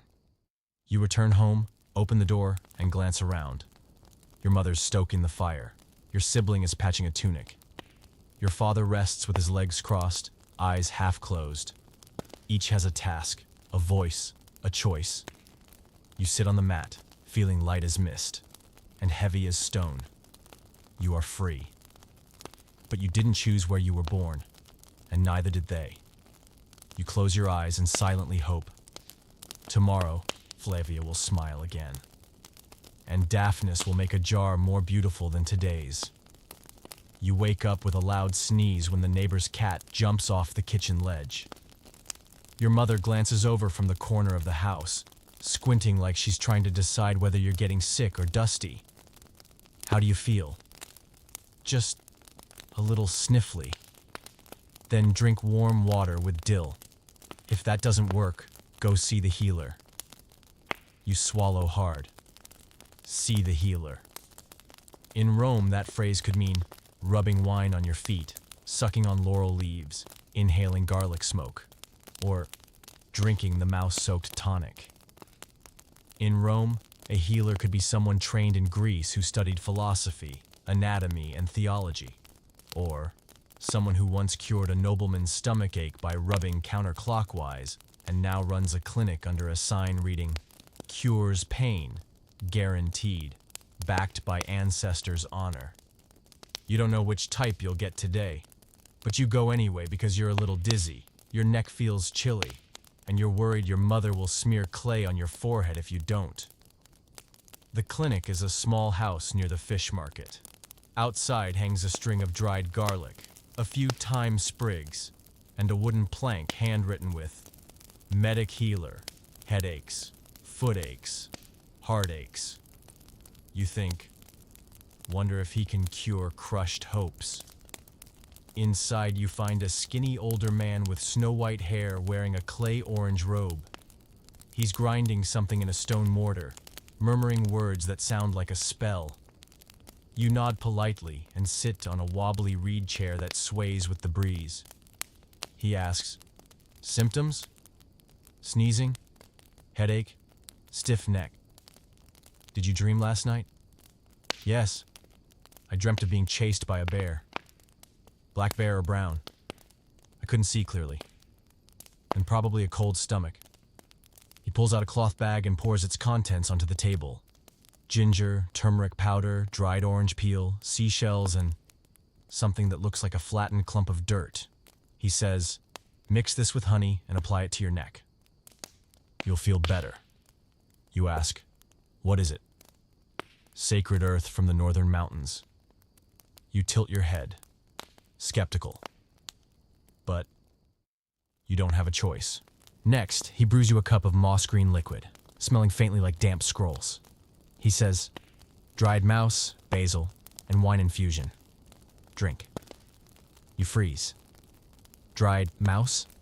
He nods. "Properly sun-dried. Good for the spleen." You look at the cup. It's not bubbling, but something's floating in it. You close your eyes and drink. The taste? It's a bit like ancient hand sanitizer. Aromatic, but unpleasant. Afterward, he touches your forehead and frowns. Your liver isn't happy. What's wrong with it? Could be overthinking. Or maybe those fried cakes you ate last night. You nod. You did eat. 2. At the end of the visit, he hands you a pouch of medicine. A few seeds, 2 handfuls of dried leaves, and a small stone. He says, "Put the stone under your pillow. You'll dream clean dreams." You whisper, "What if I don't?" He shrugs. "At least you'll sleep." You don't feel better on the way home, but not worse either. Your neck's stiff, your nose still tickles, but your spirit's lighter. At least you didn't get your blood to release bad spirits, as one healer did to your uncle last year. You tell your father everything. He laughs, pats your back. You know, people used to cure headaches by cracking a raw egg on their forehead and lying under the moon. Did it work? No idea, but eggs were cheap. That evening, your mother prepares warm water for you to soak your feet. You slip the stone under your pillow like the healer said, even though you suspect it's just a river rock. But you don't complain. You just hope you won't dream of bears tonight. You close your eyes, your nose still stuffy, your forehead warm, but your heart feels calmer. You think, Rome may not cure your illness, but it sure knows how to make you believe you'll be okay. And sometimes, a mouse wine tonic and a nameless stone are all it takes. You thought Rome would be quiet at night. After a day of paying taxes, carrying goods, dodging soldiers, writing a love letter on wax, and drinking mouse-infused wine, who could have the energy for chaos? But no, Rome doesn't sleep. It simply shifts into another state. Damp, misty, and just a little weirder than it is by day. You're lying on your mat, trying to find a position that doesn't poke your neck on the dream-protecting stone under your pillow, when the sound of hooves echoes on the cobbled street outside. A steady clop, like an ancient drum, waking up lazy spirits. You peek through the slit in the door. A pair of night guards walk by. They wear cloaks, carry oil lamps, hold spears, and chew on something, either basil or mint. No one's brave enough to ask. Night watch is a job both respected and resented. They patrol the Roman streets from moonrise to rooster crow. Their primary duties were to scare off thieves, extinguish fires, and stop drunkards from peeing on temple walls. Rumor has it someone once got fined for whistling too loudly after curfew. The reason? He startled the statue of Jupiter. You roll over and try to fall asleep again. But Rome at night has its soundtrack. Distant barking, someone scolding a crying child, and somewhere, the crash of a cup. Maybe from a cat, maybe from too much wine. The older man downstairs begins reciting poetry. The same poem. Every night. For 3 years. You know it by heart now. You could finish the last line even if you woke up mid-dream. A bit later, you hear quiet footsteps in the courtyard. You peek through the curtain. A skinny boy, red-faced, is trying to climb through his girlfriend's window. Unfortunately, he picks the wrong one. Your father's room. You catch just a glimpse of your father bolting upright, grabbing a sandal and shouting like a summer thunderstorm. "What do you think you're climbing?" The boy vanishes like smoke. Your father grumbles. Rome's gone mad these days. The night deepens. The air cools. You hear someone singing faintly down the road. A trembling voice. Maybe a night vendor or a bard who lost his way. The song repeats. Roma, Roma, fair as a dream, but who can sleep in you, it seems. You nod silently. Truth. In the dark, you hear a door creak shut. Was it the healer from yesterday? Or is the neighbor going to make a moon offering? You're not sure. But you know one thing. Some people never truly sleep because of duty, habit, or worry. Sometimes the guards knock on doors to check for open flames. They ensure no one leaves a lamp burning, because Rome has burned before, and no one forgets. You remember your father's story. Someone was grilling fish.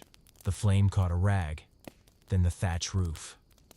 By the time they tried to stop it, the whole block was glowing. Since then, the Night Watch doesn't just guard peace. They guard the fire, the stillness, and the fragile trust of untroubled dreams. Near dawn, a breeze slips through the door. You pull your old cloak tighter, tucking your nose in from the chill. Rome's noise softens. Sleep finally creeps in. Somewhere, someone is starting their shift. Someone is closing their eyes for the first time tonight. Someone is whispering to Somnus, the god of sleep, hoping for a quiet night. You think, no one says it aloud, but Rome is held together by those who walk in darkness so others can dream. And you're grateful for them. The quiet ones who keep the city standing while you sleep.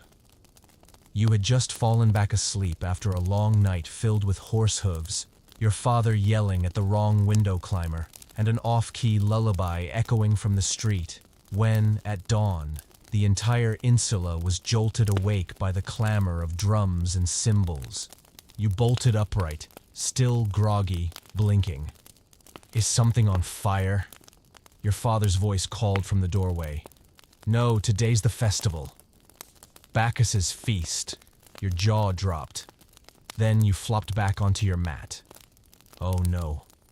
Suppose you've never heard of Bacchus, the god of wine, parties, and everything that makes people dance until they forget their names. Congratulations. But if you live in Rome, you can't escape the festival. Because on this day, the whole city goes legally insane. You step outside in your least wrinkled tunic. People decorate their homes on the streets with vines, flowers, red ribbons, and ceramic masks. A child runs past you, wearing a lion head hat made of straw, shouting, "I am Bacchus! Give me wine or go mad!" You don't have time to react before flowers are dumped over your head. Your mother is making grape wine cakes, muttering as she stirs. Last year, someone got drunk, rolled into the hearth, burned their sleeve. Don't drink more than 3 cups, you hear. Your father just laughs. That was the fried cake's fault. The wine's still a friend. You vow to stay sober, but Rome during a festival doesn't give you a chance. By noon, the main streets are packed. People wear bizarre masks, goat faces, suns, a smiling pastry with eyes. Music blasts from every corner, flutes, drums, wild shouts. Some dance with baskets of grapes on their heads. Others play blind wine guessing games. You join one. They hand you a cup and ask, Campanian grapes or Hispania? You sip and reply, Tastes like my little sister's neighbor's house wine. Someone beside you whispers, "That means it's cheap." An older man, cheeks as red as ripe tomatoes, throws his arm around you and declares, "I'm Bacchus's cousin. That makes you my nephew." You nod. Drunk people need family too. In the afternoon, the sacred procession begins. A chariot adorned with grapes, purple cloth, and a nearly 3-meter-tall wooden statue of Bacchus is dragged through the streets. You're not sure why the statue is wearing sunglasses. But the crowd bows respectfully. Some scatter powders into the air. Some play flutes. Some kneel and secretly sketch the statue on wax tablets. To remember the god passed by here, they claim. As the sun begins to tilt westward, you realize Rome has become a giant stage. Some play gods, others drunken guards, and one guy pretends to be a living wine jug, meaning he sits there while people pour into him. All rules vanish beneath the laughter. You're dragged into a game of truth or chug. If you lie, you drink a soup bowl-sized cup of wine. A girl asks, "Did you write a love letter and hide it under an olive oil jar?" You blush, tempted to lie. But you don't want to drink more. Yes, everyone claps. A woman shouts, "How romantic!" like Catullus's. You think, more like a schoolboy poet. When night falls, Rome is still glowing. Oil lamps hang everywhere. People dance, eat cakes, drink wine, and shout into the sky, "Thank you, Bacchus, for giving us a reason to forget every reason."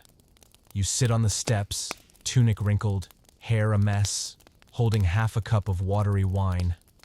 Beside you, Bacchus's cousin snores on your shoulder. You smile. Rome knows how to exhaust you, but it also knows how to make you laugh like you never were. And even if tomorrow your head aches, your mother scolds you, and you ask yourself, "What did I even do?" You'll still remember tonight as a memory scented with grapes, pulsing with drums, and laced with the faint smell of burnt cake. You wake up the next morning with a pounding head, a mouth as dry as the Egyptian desert, and a strange, lingering question. Who kissed the statue of Bacchus before your mom dragged you home? You groggily crawl up, splash cold water on your face, then realize something far more urgent than old wine fog. I need to go. Now. The problem is, this is ancient Rome. And if you think going to the bathroom is just a simple matter of shutting a door and taking care of business quietly, congratulations. You clearly don't understand Rome. You grab a small cloth, because your mother insists never go out empty-handed. Head out the door, and march toward the public latrines near the square. On the way, you run into neighbors, old friends, and even the physician who once gave you mouse-infused wine. Everyone nods politely, because everyone knows this hour is sacred. It's business time. Rome's public toilets are nothing like you imagine. It's a long stone room, partially roofed with a row of stone benches full of carved holes. No partitions, no privacy. There is no concept of alone time. You take a deep breath and step inside. About 8 people are already there, all seated, all focused. It looks more like a strangely solemn group meeting, except everyone's slightly hunched forward in quiet concentration. You find an empty spot. The stone is freezing. The hole is generously wide. You sit down, doing your best not to look left, right, or anywhere except your knees. But of course, in Rome, silence is a luxury. The man to your left nods and says, "Bad grape season. Ferments too fast. Gives everyone stomach issues." You nod back awkwardly. Yeah, probably." The guy to your right chuckles. "First time here? Don't sit near the door. Draft hits you hard. I did last week. Still sniffly." You say nothing. You focus. You try to finish your mission. But then, you realize you forgot the sponge stick. In Rome, they use terrorism, a communal sponge on a stick soaked in salt water. Yes, it's shared. Yes, you're supposed to rinse it. Yes, you now regret everything. You spot one nearby. Possibly unused. Possibly not. No one knows for sure. But you must be brave, because Rome doesn't have lavender-scented toilet rolls. You pick up the stick and tell yourself, this is my moment. Like a Roman soldier going to battle. Once done, you wash your hands with water and ashes. Not fragrant, but clean. Enough. As you're about to leave, the man on your left casually adds, you know, someone once got bitten by a snake that crawled up through the hole. You freeze. He laughs. Kidding. That was in Egypt. You give a nervous laugh. Then, power walks straight out. On the way home, you run into your father. He asks, where have you been? You reply, public latrine. He nods seriously. You know, the Roman Empire wasn't built on armies alone. It was built on sewers. The Cloaca Maxima, greatest drainage system in the world. You nod back solemnly. Though in your heart you think, great system, sure. But maybe add a curtain? Back home you rewash your face, rewash your hands, and try to wash your memory. Your mother asks, you all right? You reply, I'm fine. I just understand Roman sacrifice a little better now. That evening, you sit silently, sipping fennel tea, staring into the middle distance. Who needs a battlefield, you think, when you've braved a Roman public toilet? And of all the empire's greatness, its marble temples, its roaring legions, its gods carved in stone, you'll remember most is that cold stone bench and that one terrifyingly communal sponge on a stick. After a forgettable but unforgettable morning at the public latrine, you spend the rest of the day doing something less memorable. Your first idea is to stroll down to the Tiber River, kick your feet up on a rock, and snack on a fig, until the moment you step outside and rain comes down as if Neptune himself just dumped the entire sea onto Rome. You dash back under the porch, drenched within 3 steps. Your sister stares at you from inside the doorway, like you're a slave newly shipped in from afar, and sighs. Humans are always weak against the rain. In Rome, the weather behaves like a moody god. The morning scorches like fire. Noon brings hot winds straight out of a kiln. The afternoon suddenly dumps monsoons, and by evening, it's cold enough to make you regret washing your wool cloak. You once asked your dad, does Rome have spring? He answered, yes. It lasts about as long as it takes a man to bathe without getting interrupted. When it rains, Rome doesn't look like a painting. The stone roads turn slick as waxed tables. Puddles gather everywhere. And most annoyingly, the public drainage system sometimes decides to take a day off. You watch the water sluggishly roll past your feet, carrying a leaf, a broken comb, and, though no one wants to confirm it, someone's lost sandal from yesterday. You grab your wool cloak and wrap it around yourself. It's heavy, damp, and smells oddly like dinner from 2 nights ago. But at least it slows the wetness, if not blocks it. You decide to walk around the insula block. Under narrow awnings, people gather in little clumps. Some gossip, some argue about fish prices from yesterday, and others just stare at the sky like they could shame the rain into stopping with their gaze. An older woman raises her hand to the sky. It rained just like this when my son got married. Still no grandkids. The rain probably cursed the ceremony. Another neighbor sighs. This rain'll ruin the flower. We're back to porridge. As thunder rumbles in the distance, you chuckle, wringing out your cloak. It is unclear if it's divine wrath or just the night patrol dropping a water barrel again. Then, just as abruptly as it came, the rain stopped. The sun peeks out and glistens on puddles full of trash like the sky is inspecting its imperfections in the mirror. You exhale with relief. But before you can take 3 steps, the wind kicks up. That hot, dusty, throat-scraping Roman wind that hits your cloak like fire on parchment. Grit flies into your eyes. Your hair sticks to your face. You regret ever wishing the rain had gone. And in classic Roman fashion, the moment you hang your tunic to dry, it starts raining again. You look up at the clouds and say nothing. You simply exhale and mutter, "Rome, what do you want from me?" Roman weather isn't just weather. It's philosophy. It's the excuse for every delay, missed appointment, or forgotten errand. Does someone stroll? Blame the sun. Do you forget to bring goods? Blame the wind. Miss your wife's birthday? It must have been the humidity confusing the calendar. You return home half dry, half wet, like a pastry that didn't finish baking. Your mother eyes you. See? Rain and sun are fickle. Only a good cloak stays faithful. You reply, "Yes, but mine feels like a small ox on my shoulders now." Your father chimes in. "Back in the day, we predicted the weather using sheep livers. Now, just look at the neighbor's chimney. If there's smoke, it's cold." You nod. That's somehow more modern. That night, you sit by the fire, drying your cloak. Smoke clings to the fabric. The warmth helps, but it's not enough to dry the stack of clothes that is still wet from yesterday. You sigh, staring out the window. Outside, there's that sound again.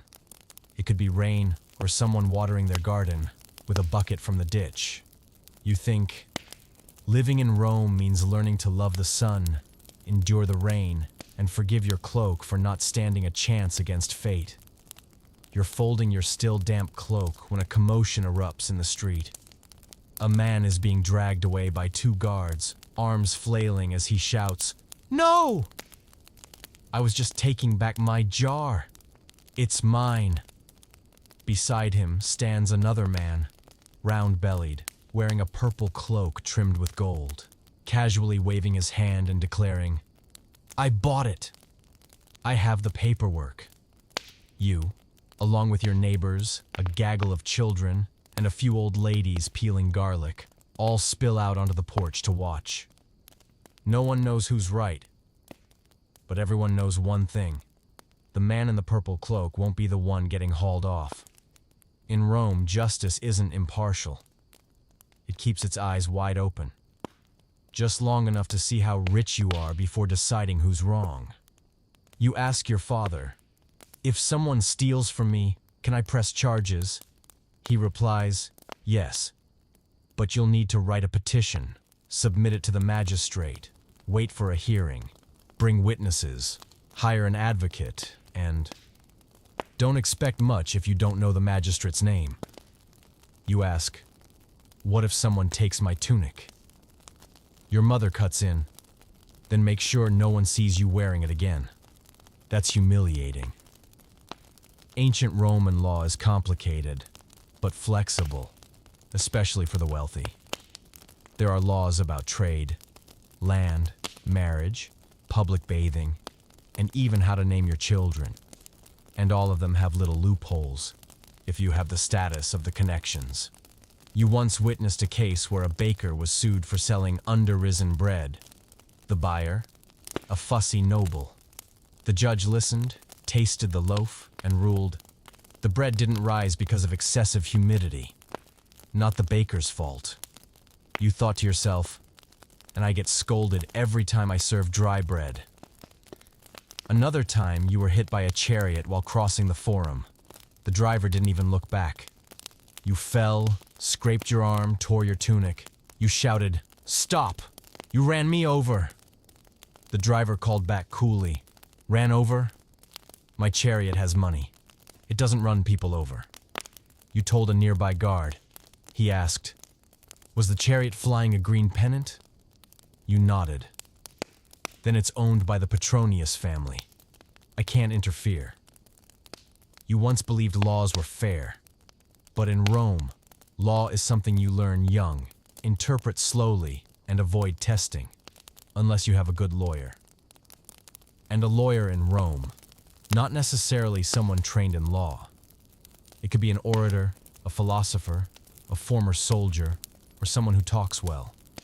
They carry scrolls, stand in court, and shout like actors. You once heard one proclaim, "My client is accused of stealing a chicken. But who among us hasn't looked at a chicken and seen our future?" The courtroom burst out laughing. His client walked free. You ask Marcus, the literate friend in your neighborhood, "Is there any way regular people like us get treated fairly in court?" He answers, "Yes. Pray to the goddess Justitia, or learn to speak persuasively." You reply, "And if I'm not persuasive?" He shrugs. "Then don't start trouble." A child from your alley was once arrested for accidentally jumping onto a patch of land owned by a magistrate. He didn't know. There was no fence, only a loose rope. He cried. The judge ruled, ignorance of the law is no excuse, and sentenced him to 2 days of cleaning horse dung in the public stables. You asked him later, was it worth it? He said, "Yeah, I found a coin in the pile." Rome runs on law, but also on relationships. Everyone knows someone who knows someone who knows a priest, guard, or a baker who owes someone a favor. Does someone get sued? Call your cousin, the city watchman. Does someone lose money? Ask your aunt who sells vegetables. She's friends with the temple scribe. You once saw a thief get pardoned because he played the flute beautifully. You sighed and started practicing the flute. At day's end, you sit under the awning, golden sunset bouncing off red-tiled roofs. You think of the man's jar from earlier. No one knows if he was right or wrong, but you're certain, if it were you, you'd never even get the chance to shout.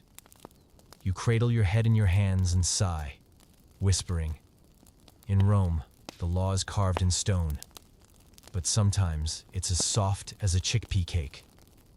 Morning in the insula begins with a scream. "No! I don't want to learn more letters." You yawn, open the window, and see the usual scene. The neighbor's kid, hair spiked like a broom, being dragged off to school by his mother, legs flailing like he's about to be sacrificed to Jupiter. You smile faintly. Roman children may live in the mightiest empire on earth, but when it comes to school, they're still just kids. Children in Rome weren't the center of the universe. They weren't coddled like eggs or treated like delicate flowers. They were taught discipline, manners, and how to endure a whipping if they fell behind in their studies. Once he turned 7, a boy in your household would be expected to learn reading and writing, memorize verses from Virgil and Ovid, and, most importantly, know how to speak Greek. You once asked your younger cousin, "Why Greek?" He replied flatly, "Because insulting someone in Greek sounds smarter." True enough. While you're still counting pastries on your fingers, rich kids are reading Plato and debating the meaning of justice, even though they still argue over who peed closer to the well. A typical school day begins when the teacher, the ludi magister, walks in with a cane. His first words aren't "good morning," but rather, "Did anyone forget to study yesterday?" The class all points at the most brilliant student. Because in Rome, protecting your reputation meant sharing the pain. The teacher might order the students to write on their wax tablets, "Cicero dicit, silentium est aurum." Cicero says, "Silence is golden." The kids would scribble. One breaks his stylus. Another bites the end of his pen. The kid in the back pretends to contemplate philosophy while secretly dozing off.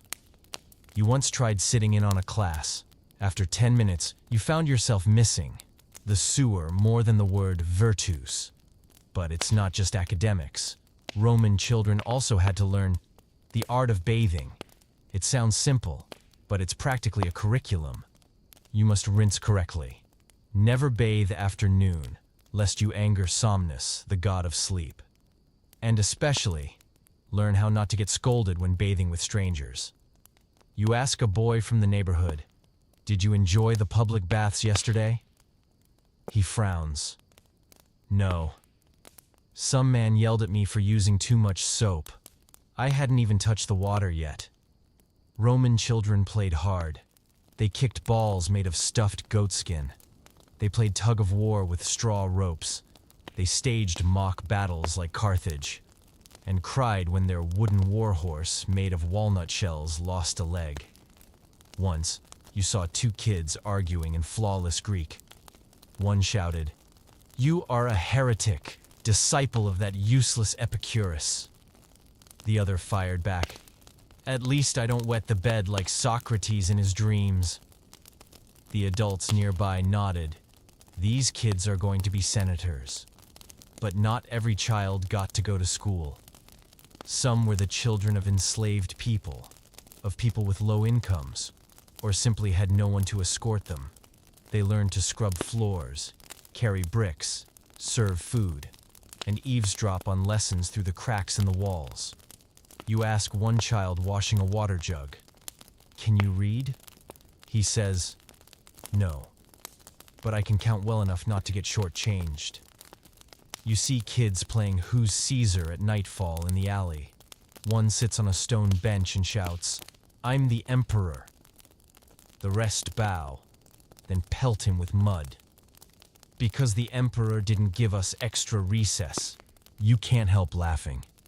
Children are the same in every age, clever, mischievous, and capable of seeing through every adult trick we think we're hiding well. Before bed, you hear your mother ask your sibling, "What did you learn today?" He replies, "I learned how to say, 'I don't like school' in Greek." Mother glares. Very useful if you want to survive in this society. You lie down, blanket across your stomach, still half thinking about philosophy, arguments, kids, and insults in Greek. You think, Rome raises its children with books, beatings, grapes, and dreams they haven't yet learned the words for. You're quietly peeling turnips to help your mother when old Clodia from the second floor walks down, a basket of greens in hand, muttering, "When I was young, I read the poetry of Sulpicia.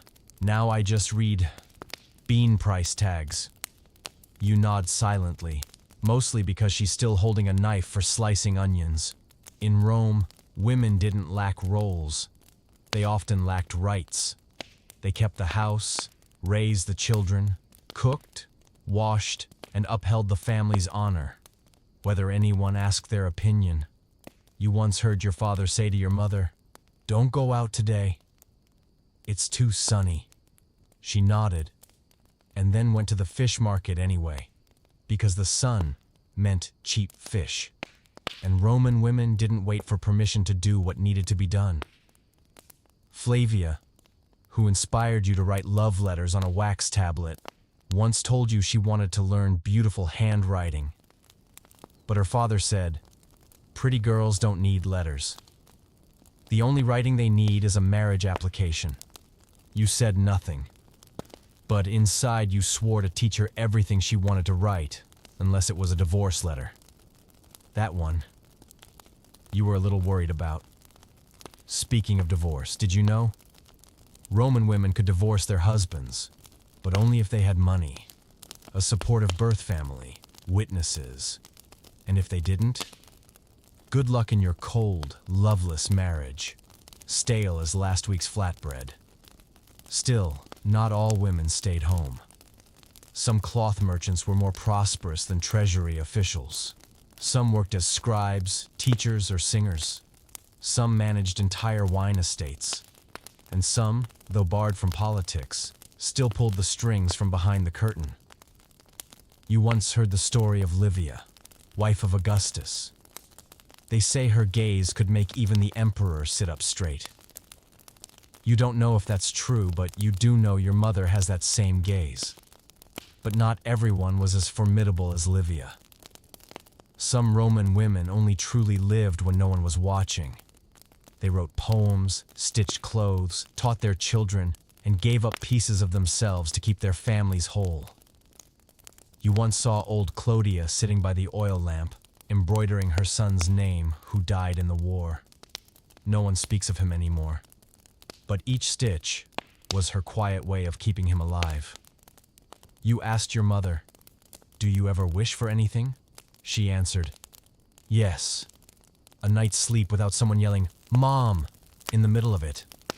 You laughed, then blinked fast because your eyes suddenly stung. Rome loved its goddesses, Venus, Minerva, Diana. But real women, the ones who washed tunics, plucked herbs, reminded their husbands to wear decent sandals, Rome sometimes had less patience for them. Some wrote love poems and signed no name. Some carved statues no one credited them for, even though the hands were feminine. And some sang bedtime lullabies, as your mother does now for your little sibling, that carried more wisdom than all of Cicero's lectures. Tonight, while you sit drying that still damp tunic, you think of the women around you. Clodia, with sad eyes and steady hands. Your mother scolded you for mangling the turnips but baked you bread for your outing. Flavia, who made you want to learn spelling just to write her name correctly. You realize Rome wasn't great because of walls, warriors, or gladiators. It endured because of people who never got to speak loudly, but always stood firm. And before you drift off to sleep, you whisper, "If someone built this empire, at least half of it was written by women, and the other half was raised by them." You're still half asleep, about to wash your face, when pounding drums erupt from the central square. Heavy footsteps thunder, brass horns blare with urgency. But this isn't a military parade. It's a public trial. You immediately rush out with the crowd. Romans loved watching other people get punished, even in the grandest empire on earth. A tall stone platform in the middle of the square, ringed by guards and packed with onlookers. A man with bound hands, disheveled hair, and a torn cloak is at its center. A loud voice proclaims, "The accused is charged with stealing pastries from the treasury official's home. Sentence, a public slap and 1 full day chained outside the Temple of Jupiter." The crowd nods in approval. One woman mutters, "Steal a pastry, get punished. Raise taxes, and no one bats an eye." In Rome, justice was a performance. If it wasn't dramatic, no one believed it. And the more people watched, the more powerful the lesson. Roman law had obvious categories: petty theft, chains, fraud, shaved head and a name board hung around your neck, heresy, sent to guard wild beasts on the frontier, insulting the emperor. No trial is needed. You just disappeared. You once heard about a man who said, "The sky today feels as gloomy as Augustus." Someone overheard and reported it, and the man was quietly invited to a southern catacomb for a long-term stay. He never returned. You once asked your father, "Why are Roman laws so weird?" He replied, "The laws aren't strange. The people enforcing them are." Sometimes, though, punishments became entertainment. Take the iron shoe walk. Offenders had to march around the square in heavy iron sandals while citizens clapped, cheered, and even threw stale bread in support. Another was the mud smear, the criminal's face smeared with clay and feathers, paraded around like a circus act. You saw it once as a child and asked your mother, "What did that man do?" She answered, "He faked a marriage license." You, "What's that?" She, "It's how you know if someone already has a wife." You, "Oh." Rome also had poetic punishments, literally. Some offenders were sentenced to copy love poetry by hand, using honey ink with no spelling mistakes allowed. One man, guilty of ruining a neighbor's wedding, had to write this line 100 times. "Love means sharing, not throwing wedding cake." You wanted that punishment until you saw him trembling by line 70. There was even the public stair sit for overcharged merchants. They'd sit on the grandest stairway, holding a sign that read, "I once sold sour grapes at wine prices." Only after a full market day could they leave. You once saw a veggie seller sitting there, still clutching her basket. When you approached, she whispered, "Today's turnips are truly sweet, but don't tell the guard." For more serious crimes, Rome didn't joke. Whipping posts, stonings, exile. But the harshest penalty was the arena. Not everyone ended up there, but those who did rarely came back. You shivered when Marcus told you about a man accused of treason. He was thrown into the Colosseum against 3 lions and a sleepy executioner. You asked, did he at least get a weapon? A wooden spoon. What? And he wasn't allowed to dig with it. You lay on your straw mat that night, staring at the ceiling. You hadn't stolen, cheated, or faked a marriage paper. But still, a chill ran down your spine. Because in Rome, it wasn't always the crime that got you punished. It was who saw you do it. You sighed, pulled up your blanket, and mumbled, "Let's just hope I don't get arrested tomorrow for bad poetry." Then you smiled faintly. Rome was a stage, and everyone was pretending to be a good citizen, at least when the city guards were watching. The morning begins more quietly than usual. No kids arguing by the well. No, Claudia from the second floor was shouting because someone's cat wandered onto her fish drying rack. You're puzzled until a slow, somber horn echoes from the end of the street. A sound both mournful and far too familiar in Rome. Today there's a funeral. You lean against the doorway, watching the slow procession pass. At the front, 2 horn players blow long, mournful notes that make you want to pull your tunic over your head. Behind them walks a group dressed in dark robes, wreaths on their heads, hands clutching flowers, carrying a stretcher draped in white cloth. In Rome, death isn't a private matter. It's a public event, like a fair, with fewer laughs and more incense. You used to think people simply mourned quietly and buried their dead. But in Rome, even dying came with procedures, rituals, and rules. First comes the sacred washing. The body is cleansed with scented water and wine. Then, the anointing, not for skin care, but to appease the gods who have refined noses. Finally, the deceased is dressed in a fresh tunic and placed on a ceremonial bed, with flowers scattered and incense burning. You once asked your mother, "Why all the incense?" She replied, "So Pluto doesn't complain when receiving a newcomer." Today's funeral is for old Valerius, the neighbor who mumbled old tales and tossed breadcrumbs to pigeons. Everyone knew him, even if no one quite understood the stories he told. Mostly because he always mumbled. You once sat beside him when he said, "When I was young, I nearly became an imperial guard. But then I came home late with a fish one day." You didn't fully understand, but you nodded anyway. Maybe that's how fate works in Rome. Roman funerals were also a chance to show off. Wealthy families would hire professional mourners, women in dark robes who wailed, pounded their chests, and threw themselves on the ground as if they'd lost their 3rd husband. You once saw one cry so hard she forgot the deceased's name and had to ask mid-performance. If the dead held high status, the procession included actors dressed as their ancestors, wearing masks and walking behind. A theatrical reminder. This family dies, with flair. At the cemetery, the rites continued. The body was either cremated or buried, depending on the era. If cremated, the ashes were stored in an urn and placed at home or in a temple. If buried, the grave had to face the right direction.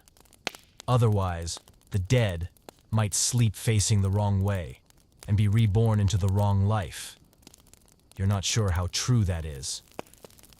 But your mother once turned your head at night because she said, "Sleeping west invites death to knock." You remember your great-grandmother's funeral. She passed in her sleep, prayer beads still in hand. Your mother placed a coin on each eyelid. You asked why. So, she can pay the ferryman when she reaches the river Styx. You thought, hopefully the fare doesn't go up mid-journey. The funeral ends with a light meal, the Silicernium. Family, friends, and even distant acquaintances gather. There's weak wine, hard bread, and plenty of storytelling. Someone says, he once caught a fish longer than his arm. Another adds, he almost married a princess from Tarentum. You smile. Maybe it's true. Maybe it's just the wine talking. But for the deceased, those stories are how they stay alive. You return home at sunset, your heart quiet. Your little sibling asks, "Is Valerius in heaven now?"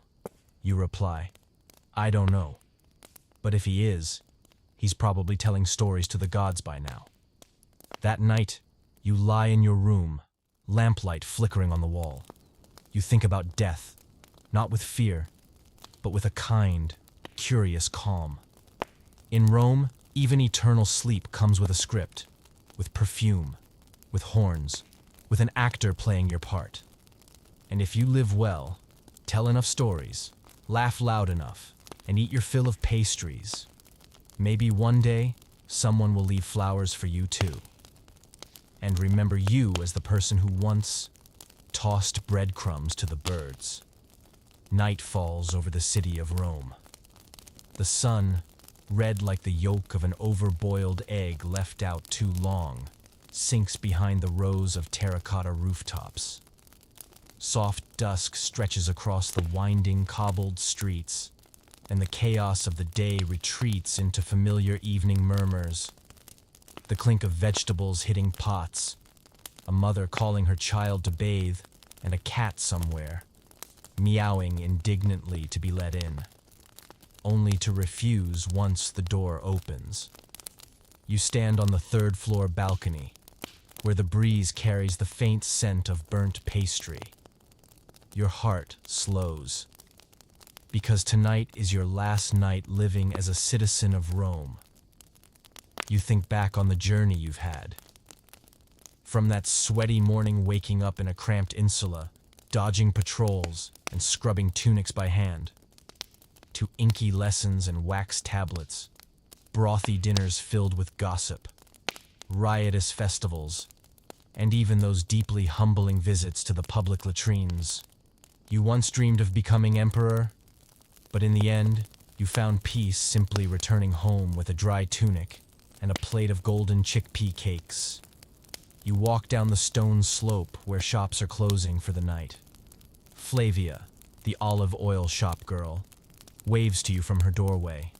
She doesn't say anything, but her eyes do. You're leaving tomorrow. I know. You nod and turn away.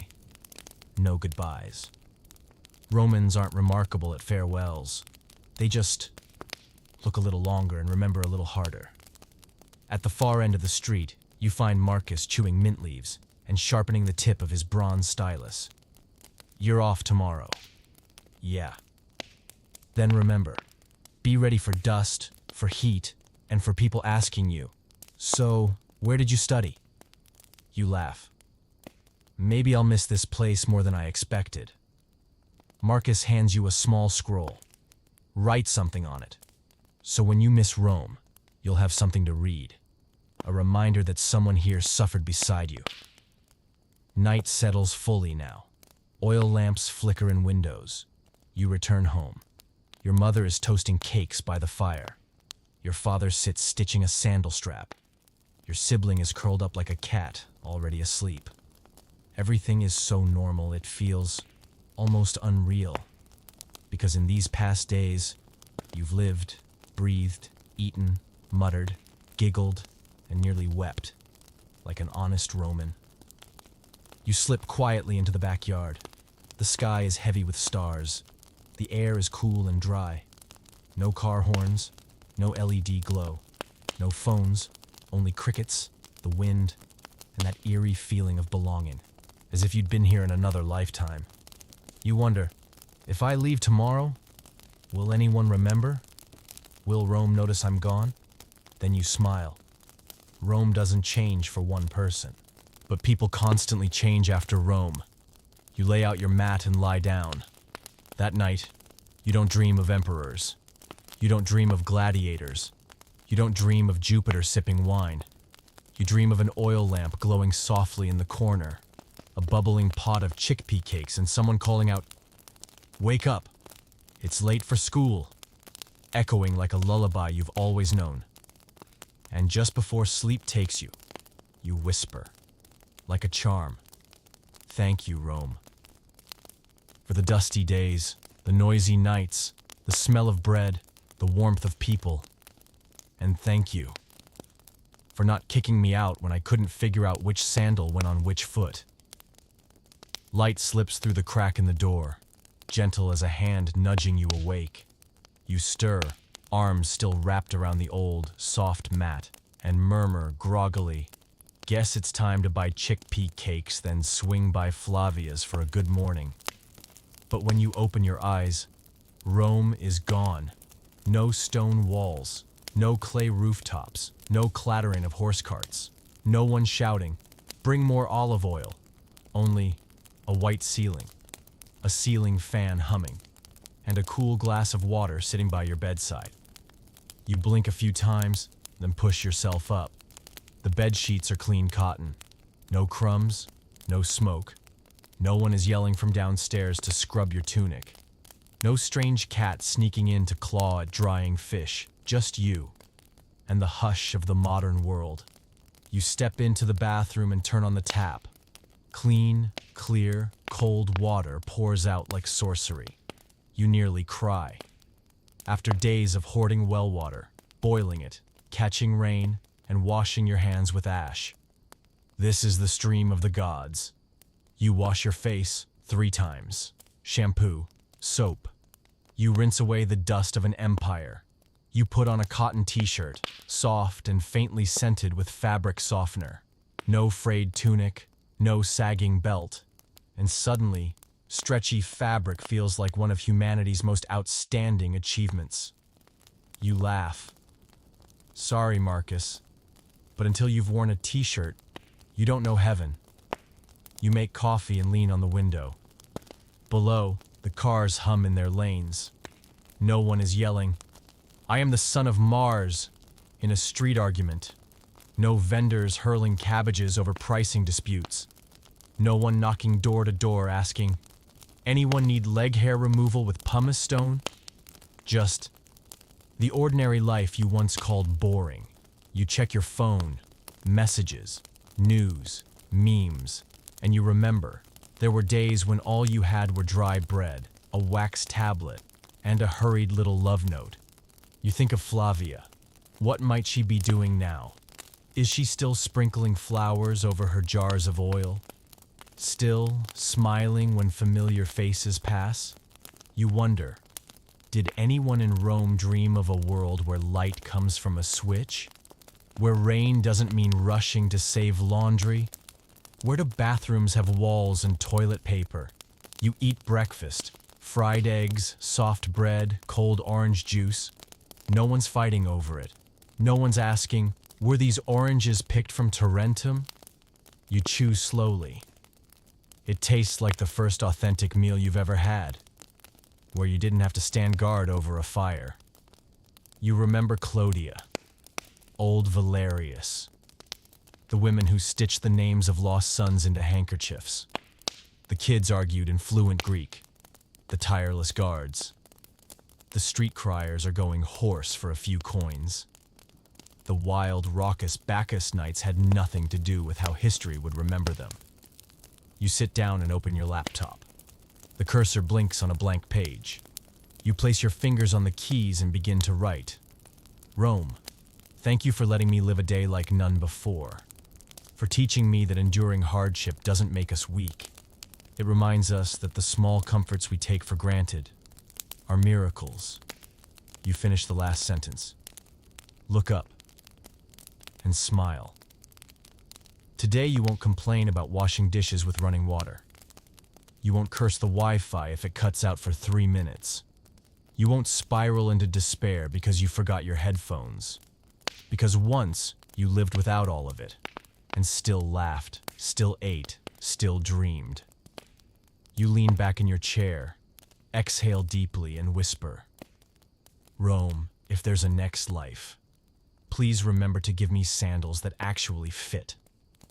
You sit quietly by the window, warm tea in hand, watching the crowds flow past below, with wireless earbuds, spotless sneakers, and busy faces. No one bothers to look up at the sky, the very sky where, once upon a time, Romans used to tilt their heads back and beg Jupiter not to send rain on festival days. You set the cup down, and something inside you shifts. Not loudly, not dramatically, just a profound silence, like a thin layer of dust settling gently on the surface of memory. Every time you see bread, you'll remember that rock-hard loaf on the third day, the one your Roman mother reheated over coals and still made you finish because wasting food is an insult to the goddess Ceres. You'll remember standing in line for flour, only to see someone cut to the front. But it was a soldier, so no one dared say a word. And you'll never look at a modern baguette the same way again, because you once lived where bread wasn't just food, it was honor. One day, you'll pass a public water tap. You'll wash your hands, splash your face, and you'll instinctively glance around, as if hoping to spot someone lugging a jug from the Tiber, muttering that today the water tastes slightly muddy. You won't take clean water for granted anymore, not after carrying it bucket by bucket, boiling it, straining it, sharing it with your entire household, and a stray cat that always got the first sip. Then, you'll see a whiteboard, pen, and blank notebook. You'll touch the smooth paper and remember holding a wax tablet, hands trembling. Maybe because the wax was too soft, or you were trying to write a love letter while Flavia's mother stood just 3 steps away. You once thought, writing is easy. Writing without rights, without paper, with no one to read it, is the hardest writing of all. Everything ordinary now feels sacred in a way you never expected. A sandal that doesn't break, a t-shirt that doesn't smell like smoke, a toilet with a door, a stove with fire that doesn't need fanning, a blanket that doesn't smell like sun-dried fish. Even something like a lunch break, once considered a luxury by Romans. You think of Flavia. Does she remember you? Or is she still drizzling oil over her largest jar, gazing at the street with that soft smile like a spring morning? You know, Rome doesn't stop for someone who leaves, but some of you will always stay there, among clay stoves, wax tablets, stone wells, and garlic braids hung by the door. The modern world keeps turning. You still have to work, pay bills, do laundry, wash dishes, and chuckle bitterly when the Wi-Fi lags. But now you know. You survived Rome. You bathed in cold water, shared a toilet with 8 people, lit fires with charcoal, escaped the sun under a heavy cloak. I got chased for slipping poetry under an oil jar. You were a nobody and still felt like you mattered. At last, you sink back in your chair, eyes drifting shut. Rome is far away, and yet, very near, in your breath, in the scent of warm bread, in soft cafe music, in stories you've never told but always carry. And if someone asks you, why can't you look at bread, water, or a notebook the same way anymore? You'll answer, because I once lived a day in the Roman Empire, and a small part of me is still there, sitting by the hearth, laughing softly, and waiting for the rain to stop.